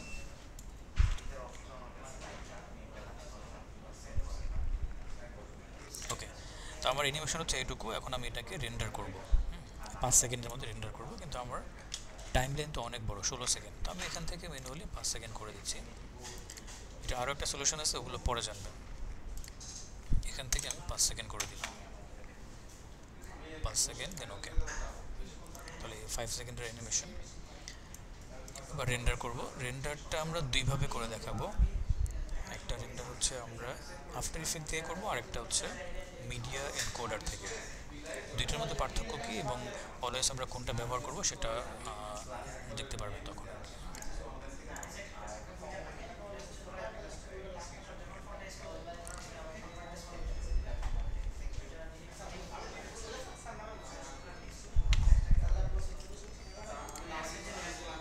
তাহলে রেন্ডার করার জন্য কোথায় যাচ্ছি? ফাইল থেকে export, add to render queue. এখানে ক্লিক করলে এইটা হচ্ছে আমার সরাসরি আফটার ইফেক্ট থেকে রেন্ডার দেওয়া, অ্যাড টু রেন্ডার কিউ। আর যদি মিডিয়া এনকোডার ব্যবহার করতে চাই তাহলে এইটা। এখন মিডিয়া এনকোডার কেন লাগবে সেটা পরে বলতেছি, আগে এখান থেকে দেখাচ্ছি। এই যে রেন্ডার চলে আসছে, কারেন্ট রেন্ডার। তো রেন্ডারে ক্লিক করার সাথে সাথে রেন্ডার কিউ নামে একটা ট্যাব ওপেন হবে। এটা হচ্ছে আপনার মেইন কম্পোজিশন, এটা হচ্ছে রেন্ডার। এখানে আউটপুট মডিউলে যাবেন, যাওয়ার পর এখান থেকে ফরম্যাট। তো ফরম্যাটটা এভিএ রাখেন, অসুবিধা নেই। এখানে কিন্তু আপনার MP4 বা H.264 এই ধরনের কোনো ফরম্যাট এখানে নাই, যার ফলে ফরম্যাট নিয়ে একটু ঝামেলা পড়তে হবে। এভিএ ফরম্যাটটা সব জায়গায় ব্যবহার করা যায় না। তো কিছু কিছু জায়গায় বা কিছু কিছু ক্ষেত্রে এখান থেকেও আউটপুট দেওয়া লাগে। ওইটা আমরা ডে বাই ডে জানতে পারবো কখন লাগে। আপাতত এটাই জানবেন যেখান থেকে এভিএটা রাখবো এবং আর কিছু চেঞ্জ করবো না, ওকে করে দেবো। এটা হচ্ছে আউটপুট মডিউল। আউটপুট 2, এখানে থেকে আমরা কি করব, কোথায় গিয়ে সেভ হবে লোকেশনটা দেখাই দেবো। আমি ডেস্কটপ দিলাম, ডেস্কটপে এখানে আমরা নাম দিব একটা। প্রথমে লোকেশন, তারপর হচ্ছে ফাইল নেম দিতে হবে। তো দিলাম হচ্ছে টেস্ট। এবার হচ্ছে সেভ করার পর এই দেখেন এই যেটা রেন্ডার বাটন দেওয়া আছে, রেন্ডার বাটনে ক্লিক করলে রেন্ডার শুরু হবে। রেন্ডার হচ্ছে ডান। এবার আমরা চেক করে আসি, এই হচ্ছে টেস্ট। তারপর ক্লিক করি, একটু ওপেন করি। ঠিক আছে, এটা হচ্ছে আমার রেন্ডার করা ফাইল এবং এইটাকে কিন্তু আপনারা সাবমিট করবেন। এই ফাইলটাকে র ফাইল দিতে হবে না, এই রেন্ডার করা ভিডিও ফাইলটা আপনার হচ্ছে অ্যাসাইনমেন্ট হিসাবে কোথায় গ্রুপে সাবমিট করবেন। ওকে, এবার আসি মিডিয়া এনকোডার থেকে কীভাবে রেন্ডার করে। একই জায়গায় চলে যাব, ফাইল থেকে এক্সপোর্ট অ্যাডোবি মিডিয়া এনকোডার। এখানে ক্লিক করবেন, ক্লিক করার সাথে সাথে মিডিয়া এনকোডার অন হবে, ওইখানে লিঙ্ক হয়ে যাবে। এবং মিডিয়া এনকোডার কিন্তু দুইটা, অর্থাৎ আফটার ইফেক্ট এবং মিডিয়া এনকোডার, এই দুইটা সফটওয়্যার একই ভার্সনের হইতে হবে। যদি ডিফারেন্ট ভার্সন হয় তাহলে এটা লিঙ্ক হবে না, আর তখন ঝামেলা হবে। দেখেন এখন আমি ক্লিক করার সাথে সাথে এখানে চলে আসে, এই যে ফাইলটা এখানে অ্যাড হয়ে গেছে। যদি আপনার একই ভার্সন না হয়, দেখা যাচ্ছে আফটার ইফেক্ট 19-এর আর মিডিয়া এনকোডার হচ্ছে 20-এর বা 21-এর, তখন এটা লিঙ্ক হবে না, ক্লিক করলে এরর দেখাবে। এখন আসি এখান থেকে কেন আমরা রেন্ডার করব। এখানে বেশ কিছু ফরম্যাট আছে যেগুলো আফটার ইফেক্টে নাই। অর্থাৎ আপনি যদি MP4 করতে চান, যেই ফরম্যাটটা খুবই ইম্পর্টেন্ট বিভিন্ন সোশ্যাল মিডিয়া বা বিভিন্ন জায়গায় শেয়ার করার জন্য, এভিএ ফরম্যাটে শেয়ার করলে ওইটার সাইজ অনেক বড় হয়ে যায়। তো এবং আরেকটা ইম্পর্টেন্ট বিষয় হচ্ছে, যখন আপনি আফটার ইফেক্টে অনেকগুলো প্রজেক্ট নেবেন, দেখা যাচ্ছে আপনার হাতে অনেকগুলো কাজ আছে, ক্লায়েন্টের একটার পর একটা কাজে আপনি বিড করছেন, কাজ পেয়ে গেছেন, ছোট্ট একটা কাজ শেষ করছেন, আপনি যাচ্ছেন এটা রেন্ডার ফেলে রেখে আরেকটা কাজ শুরু করতে। এখন এখান থেকে রেন্ডার করলে দেখা যাচ্ছে এটা তো ছোটো ইফেক্ট ছিল, সাথে সাথে হয়ে গেছে। আর যখন অনেক বেশি ইফেক্ট থাকবে, বড় প্রজেক্ট থাকবে, তখন কিন্তু অনেক সময় লাগবে, 4-5 ঘন্টা, একদিনও সময় লাগে, অনেক সময় 12 ঘন্টা 24 ঘন্টা সময় লাগে যদি বড় ধরনের ওই রকম কোনো প্রজেক্ট হয়, কমপ্লেক্স কোনো প্রজেক্ট হয়, তখন ডিপেন্ড করে প্রজেক্টের উপর। তো এরকম প্রজেক্ট আসলে বাংলাদেশে এরকম হয় না। মুভির ক্ষেত্রে মুভি সিন বা ওরকম কোনো 4K ভিডিওর মধ্যে যদি অ্যানিমেশন করেন, সেক্ষেত্রে অনেক টাইম নেয়। তো দেখা যাচ্ছে আপনার ইমিডিয়েট একটা প্রজেক্ট স্টার্ট করতে হবে, কিন্তু রেন্ডার দিয়ে রাখছেন, যার ফলে ওটা শুরু করতে পারছেন। তারপরে যদি মিডিয়া এনকোডারে রেন্ডারটা দিয়ে রাখেন, এই সফটওয়্যারটা এদিক থেকে রেন্ডার করবে, আপনি এখানে নতুন করে আবার প্রজেক্ট শুরু করতে পারতেছেন বা অন্য প্রজেক্টে কাজ করতে পারতেছেন। এটার জন্যই মূলত মিডিয়া এনকোডার বা রেন্ডার ইঞ্জিনটা আলাদা করে ডিজাইন করা, আলাদা করে সফটওয়্যারটাকে আসলে ইন্টিগ্রেট করা অ্যাডোবির। তো যাই হোক, এখানে যখন লিঙ্ক হবে তখন আপনি এখান থেকে ফরম্যাট দেখেন, ফরম্যাট প্রিসেট আউটপুট ফাইল। তো ফরম্যাট থেকে অলওয়েজ MP4 এর জন্য H.264 এই ফরম্যাটটা সিলেক্ট করবেন। এর বাইরেও অনেক ফরম্যাট আছে, ক্লায়েন্টের রিকোয়ারমেন্ট অনুযায়ী আপনি চেঞ্জ করতে পারেন। প্রিসেটের মধ্যে কিছু চেঞ্জ করবেন না। Match source high bit rate always এটা থাকবে। এটা হচ্ছে লোকেশন, কোথায় গিয়ে সেভ হবে। তো আমি আবারও ডেস্কটপ দিলাম, এখানে আবার দিলাম টেস্ট 2। এবার হচ্ছে এই যে একটা প্লে বাটনের মতো গ্রিন কালার, এখানে ক্লিক করলে আমার রেন্ডার শুরু হবে। আপনি এখানে প্রিভিউ দেখতে পাবেন, আউটপুট প্রিভিউ।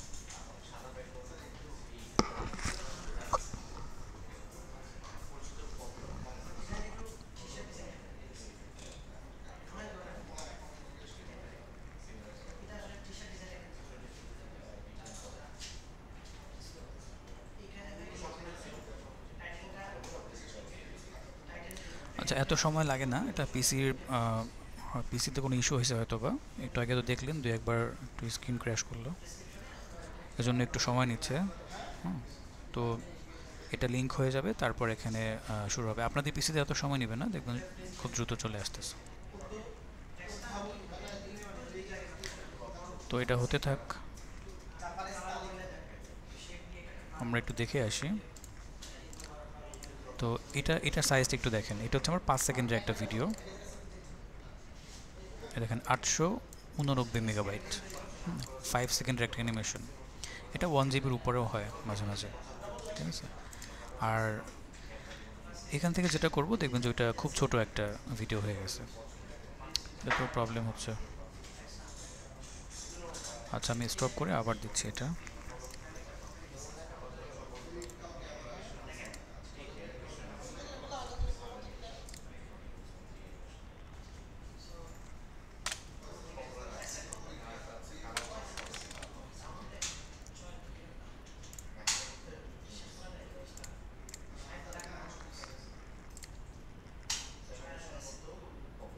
এক্সপোর্ট,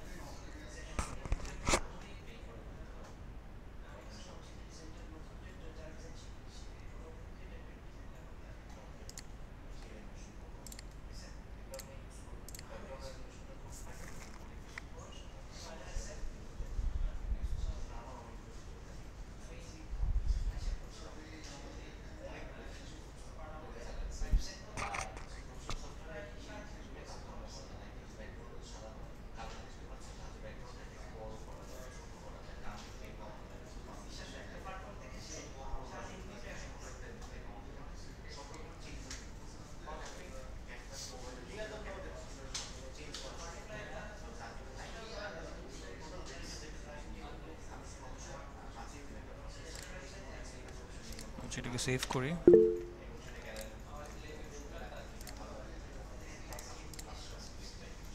সফটওয়্যারটা রিস্টার্ট করতে হবে।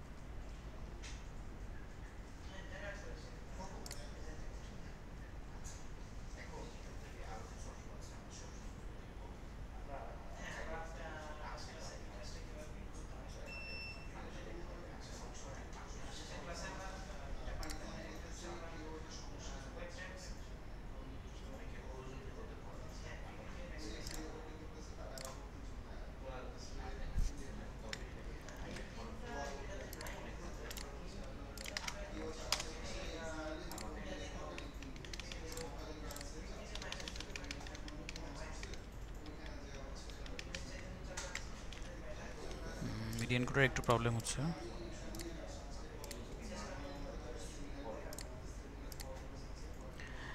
এটা ইস্যুটা ঠিক হয়ে যাবে, রিস্টার্ট দিতে হবে। হ্যাঁ, কারণ পিসি একদম জঘন্য পিসি, অফিসের পিসিগুলো একেবারে মানে এগুলো দিয়ে কাজ করার মতো না। সো অ্যানিমেশন করতে গিয়ে যেই রকম পিসি দরকার ওরকম একটাও পিসি নেই অফিসে। আচ্ছা, রিস্টার্ট দেওয়া যাবে না, তাহলে তো আপনারা ডিসকানেক্ট হয়ে যাবেন। আমি আরেকবার একটু সফটওয়্যারটা ওপেন করে দেখি।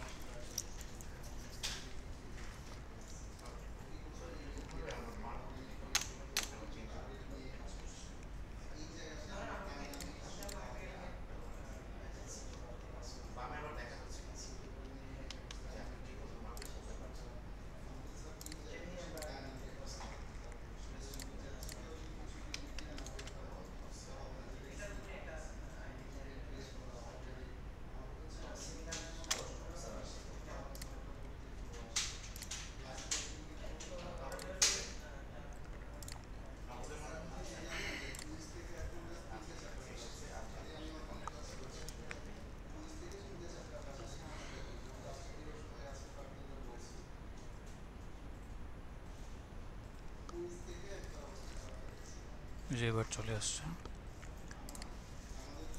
ডেস্কটপ।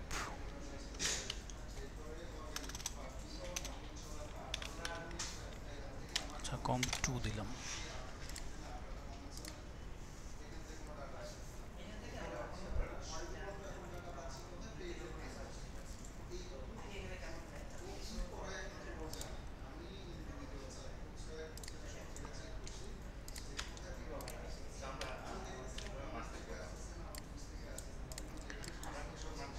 এটা তো না।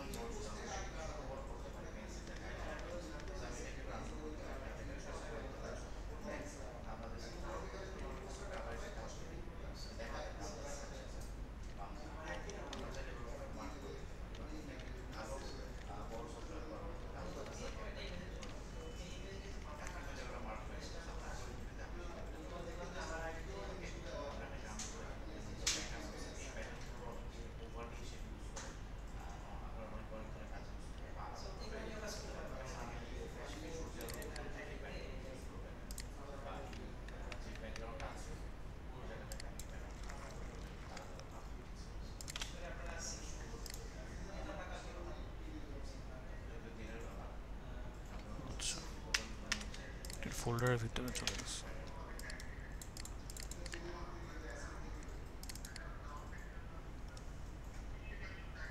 এখন দেখেনি দুইটার সাইজটি একটু দেখানোর জন্য আমি দুইটাকে একসাথে নিয়ে আসলাম। এইটার প্রপার্টিজ আর এটার প্রপার্টিজ দেখেন। এটা হচ্ছে MP4 মিডিয়ান করে থেকে করা, এটা হচ্ছে আমার AVI আফটার ইফেক্ট থেকে করা। এটা দেখেন 2.7 মেগাবাইট, অর্থাৎ 2 মেগাবাইট হচ্ছে এটার সাইজ। এটা হচ্ছে প্রায় 900 মেগাবাইটের মতো। তো এইটা আপনি সব জায়গায় শেয়ার করতে পারবেন না, ফেসবুক সহ বিভিন্ন ওয়েবসাইটে যদি আপনি এটা রাখতে চান এটা করতে পারবেন না, এটা পারবেন। এটা দেখা যাচ্ছে আপনার যদি একেবারে মানে মুভি টাইপের কোথাও ইউজ করা লাগে, বা আপনি যদি একেবারে গভর্নমেন্ট প্রজেক্ট টাইপের কোথাও পাঠাতে চান ওইভাবে করে, তখন একদম হাই একটা ফরম্যাটে আপনি পাঠাতে পারেন AVI করে, ওটা ডিফারেন্ট জিনিস। কিন্তু যদি আপনার বিভিন্ন ওয়েব প্ল্যাটফর্মে শেয়ার করা লাগে সেক্ষেত্রে এই MP4 করতেই হবে, এর বাইরে আপনি করতে পারবেন না। কারণ প্রতিটা ওয়েবসাইটে একটা স্টোরেজের লিমিট থাকে, হোস্টিং লিমিট থাকে আর কি। তো একটা 2 সেকেন্ডের বা 5 সেকেন্ডের ভিডিওর জন্য যদি 1 GB জায়গা রাখেন সেক্ষেত্রে অন্য কন্টেন্ট বসাতে পারবেন না ওয়েবসাইটে। তো কোথায় 1 GB কাছাকাছি, কোথায় হচ্ছে 2 মেগাবাইট। কোয়ালিটি কিন্তু অনেকটাই সেম। দেখেন এটা আর এটা, এটা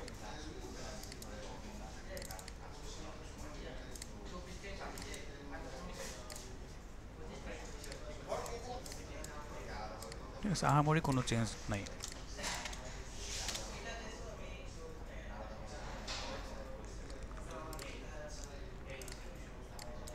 ওকে, এবার অ্যাসাইনমেন্টের কথা বলবো, তারপরে আপনাদের কিছু কোশ্চেন নিয়ে শেষ করে দেব।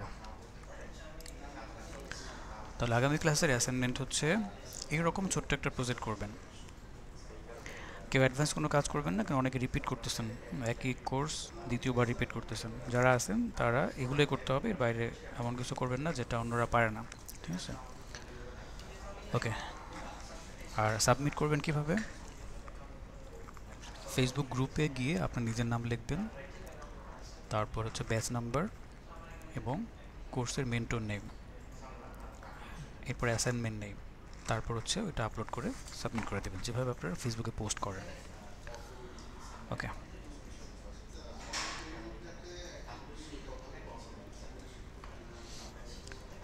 তো ঠিক আছে, এবার আপনাদের কিছু কোশ্চেন নিয়ে আমরা শেষ করব। যারা হ্যান্ড রাইজ করছেন তারা আগে বলেন।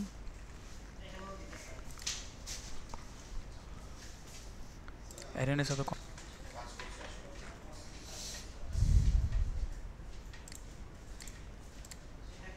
বলেন। দীপ্ত দাস আগে বলেন, তারপরে বাকিরা।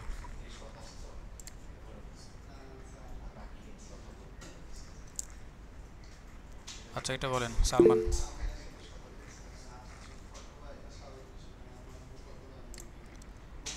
মুক্তার হুসাইন। এস এম শুভ বলেন। জি স্যার। স্যার আমার কিছু কোশ্চেন ছিল স্যার, যেটা হলো প্রথমত স্যার টাইম রুলারের মধ্যে স্যার যে যখন বলতেছিলেন তখন হলো যে বলতেছিলেন যে 14 সেকেন্ডে দিলে তারপর আবার 16তে দিলে মানে 2 সেকেন্ড এক্সট্রা পরে আসতেছে, মানে এই জিনিসটা বুঝিনি স্যার। 14 সেকেন্ড 16 সেকেন্ড কখন বললাম?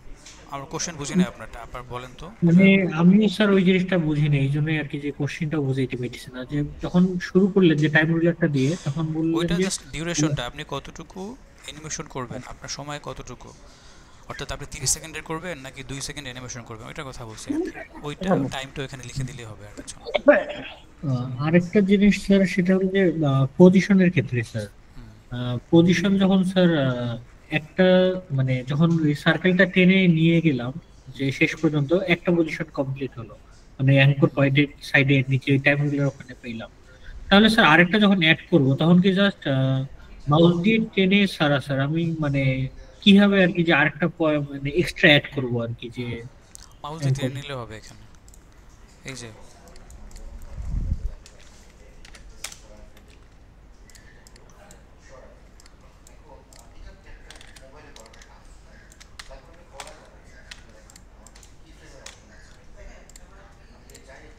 মাউস দিয়ে টেনে করলে আপনার জন্য ইজি হয়ে যাবে, এটা ধরা দরকারই নেই, এগুলো ধরার দরকার নেই। তার মানে স্যার একবার টেনে ছেড়ে দিব, তারপর আরেকবার টেনে আবার ছেড়ে তখন এক্সট্রা এভাবে অ্যাড হতে থাকবে। অবশ্যই প্লে হেড সরাইতে হবে, প্লে হেড এক জায়গায় রাখলে ওই অ্যানিমেশন আর হবে না। ঠিক আছে, দেখেন এক জায়গায় রাখলাম, তাহলে লাস্ট এখান থেকে এখানে চলে যাবে, মাঝখানে অ্যানিমেশনটা নাই হয়ে গেছে। তাহলে স্যার একবার টানার পর সরাবো নাকি তার আগে একটু সরাই নিয়ে? টানার পরে সরাবেন, যে টানছেন শেষ আবার সরাবেন আবার টানবেন, এভাবে টানার পরে সরাইতে হবে। জি স্যার, আরেকটা জিনিস স্যার, ওই যে ফেড ইন এবং ফেড আউটটা যদি স্যার আরেকটু স্যার একটু বোঝাতেন, মানে অপাসিটি দেওয়া। হ্যাঁ, এই যে অপাসিটি দিলাম, 0 করে দিলাম, ব্যাস এটা নাই হয়ে গেছে, যে ফেড আউট। আবার অপাসিটি এখান থেকে 0 থেকে 100 করে দিলাম, তাহলে এখানে 0, এখানে আবার 100, তো 100 থেকে 0 হয়ে গেল, আবার 0 থেকে 100 হয়ে গেল, এই যে এটাই opacity.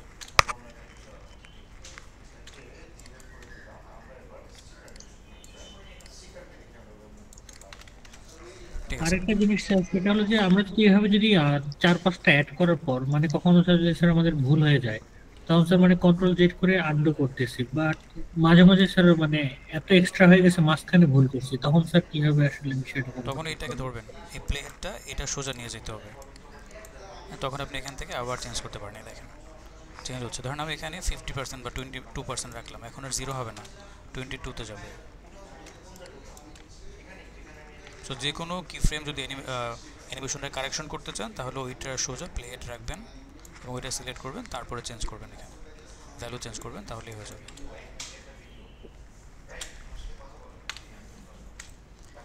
G sir, thank you sir. ঠিক আছে, পরের জন ইউনিক ক্লথস, এটাকে জি স্যার, আমি ফাহিদ স্যার। আসলে আমার ওয়েবসাইট তো ওয়েবসাইটের নামটা দেয়া আর কি। আচ্ছা, এখানে আপনি যে নামে ভর্তি হয়েছেন ওই নামের ইমেল দিয়ে লগ ইন করতে হবে, হ্যাঁ, বা জয়েন করতে হবে। ঠিক আছে স্যার, মানে আমার এটা ওয়েবসাইটে ছিল তো, ওই আচ্ছা, বলেন, ওয়েবসাইটে ইমেল বলেন, দিয়ে লগ ইন করেছি। স্যার এটার ক্ষেত্রে কি আমরা কোনো গ্রাফিক্স যে এমনি নরমালি অ্যাডোবি ফটোশপ দিয়ে কি কাজ করে কি এখানে এসে মুভ করা যাবে? হ্যাঁ, ওগুলো ক্লাস আরও পরে, ফটোশপ, ইলাস্ট্রেটরের সব ক্লাস আছে এখানে। আচ্ছা আচ্ছা স্যার, আমরা যে কিছু গ্রুপ পাইনি, ফেসবুক গ্রুপটা পাইনি, আর ওটার জন্য ক্লাস অফিসে মডিউলটা যোগাযোগ পাইনি। করতে হবে। হ্যাঁ, ক্লাস মডিউল এখনো দেওয়া হয়নি, আজকের ক্লাস শেষে দেওয়া হবে। ফেসবুক গ্রুপটা পাইনি স্যার আমি। ওইটার জন্য অফিসে যোগাযোগ করেন, ওনারা এটা ব্যবস্থা করে দেবে। গ্রুপের জন্য ফেসবুক আমাকে কেউ গ্রুপে নোট দিব দেবেন স্যার, না। ওই না ইসের Messenger group sir? Messenger group তো লিঙ্ক তো এখানেই দেওয়া, উপরে দেখেন, অথবা গ্রুপে, ফেসবুক আমি গ্রুপে তো খুঁজেছি আছে। স্যার এখনো ছবি আর করা আমি তাছাড়া খুঁজেছি এখানেও আছে, আমি পাইনি স্যার। এখানে খোঁজেন, উপরের দিকে আছে। আচ্ছা, পরের জন বলেন। পরের জন আর কেউ আছেন? মুক্তার হোসেন। আসসালামু আলাইকুম স্যার। ওয়ালাইকুম আসসালাম। হ্যাঁ, স্যার স্লো মোশনের ক্ষেত্রে আপনার ফ্রেম রেট কত নেব আমরা? 60 নেবেন, 60। চাই। আর আরেকটা বিষয় স্যার, এই যে আমরা যে আপনার স্ক্রিন যেটা দেখতে পাচ্ছি, আর ডান পাশের স্ক্রিনটা আমরা কিন্তু বেশিরভাগই দেখতে পাই নাই, যে অপশনগুলো মানে ক্লিক করছেন আমরা দেখতে পাই নাই। স্যার লিঙ্কটা আবার দিলে মনে হয় বেটার হবে, লিঙ্কটা পাওয়া যাচ্ছে না, লিঙ্কটা কাজ করতেছে না আর কি। তাহলে লিঙ্কটা মনে হয় হয়ে গেছে, একসাথে অনেককে ট্রাই করলে এরকম হয়। ক্লাস শেষে আবার ট্রাই করেন, ঠিক হয়ে যাবে। জি স্যার হ্যাঁ, সফটওয়্যার এগুলো স্যার ডাউনলোড করব কিভাবে, মানে লিংক কি দিবেন? লিঙ্ক তো সেই শুরুতেই দেওয়া হয়েছে, আরও 2 সপ্তাহ আগে দেওয়া হয়েছে লিঙ্ক। ও স্যার, আমি তাহলে মিস করছি স্যার। গ্রুপে আছে মানে গ্রুপে পিন করা আছে। হ্যাঁ, পিন পোস্ট করা আছে, আপনি ঢুকলেই ফিচারের মধ্যে দেখতে পাবেন। জি স্যার। আর স্যার হচ্ছে আমরা হচ্ছে ডান পাশের গুলো আমরা, আপনি যেই কাজ করছেন ওইগুলো আমরা দেখতে পাই না। এটা তাহলে আপনার পিসিতে ইস্যু ছিল, কারণ না এখানে স্যার। এমন কোনো অপশন নাই বা এমন কিছু নাই যে ঢেকে যাবে, ওইটা কাটা পড়বে, এরকম কিছু নাই। এটা যদি কাটা পড়ে তাহলে ভিডিওর মধ্যে কাটা পড়বে। আমি একটু পরে ভিডিও ক্লোজ করে আমি দেখবো যে কাটা পড়ছে কিনা, অথবা এখন তো ক্লাস শেষ, এখনই দেখতে পারি। দাঁড়ান।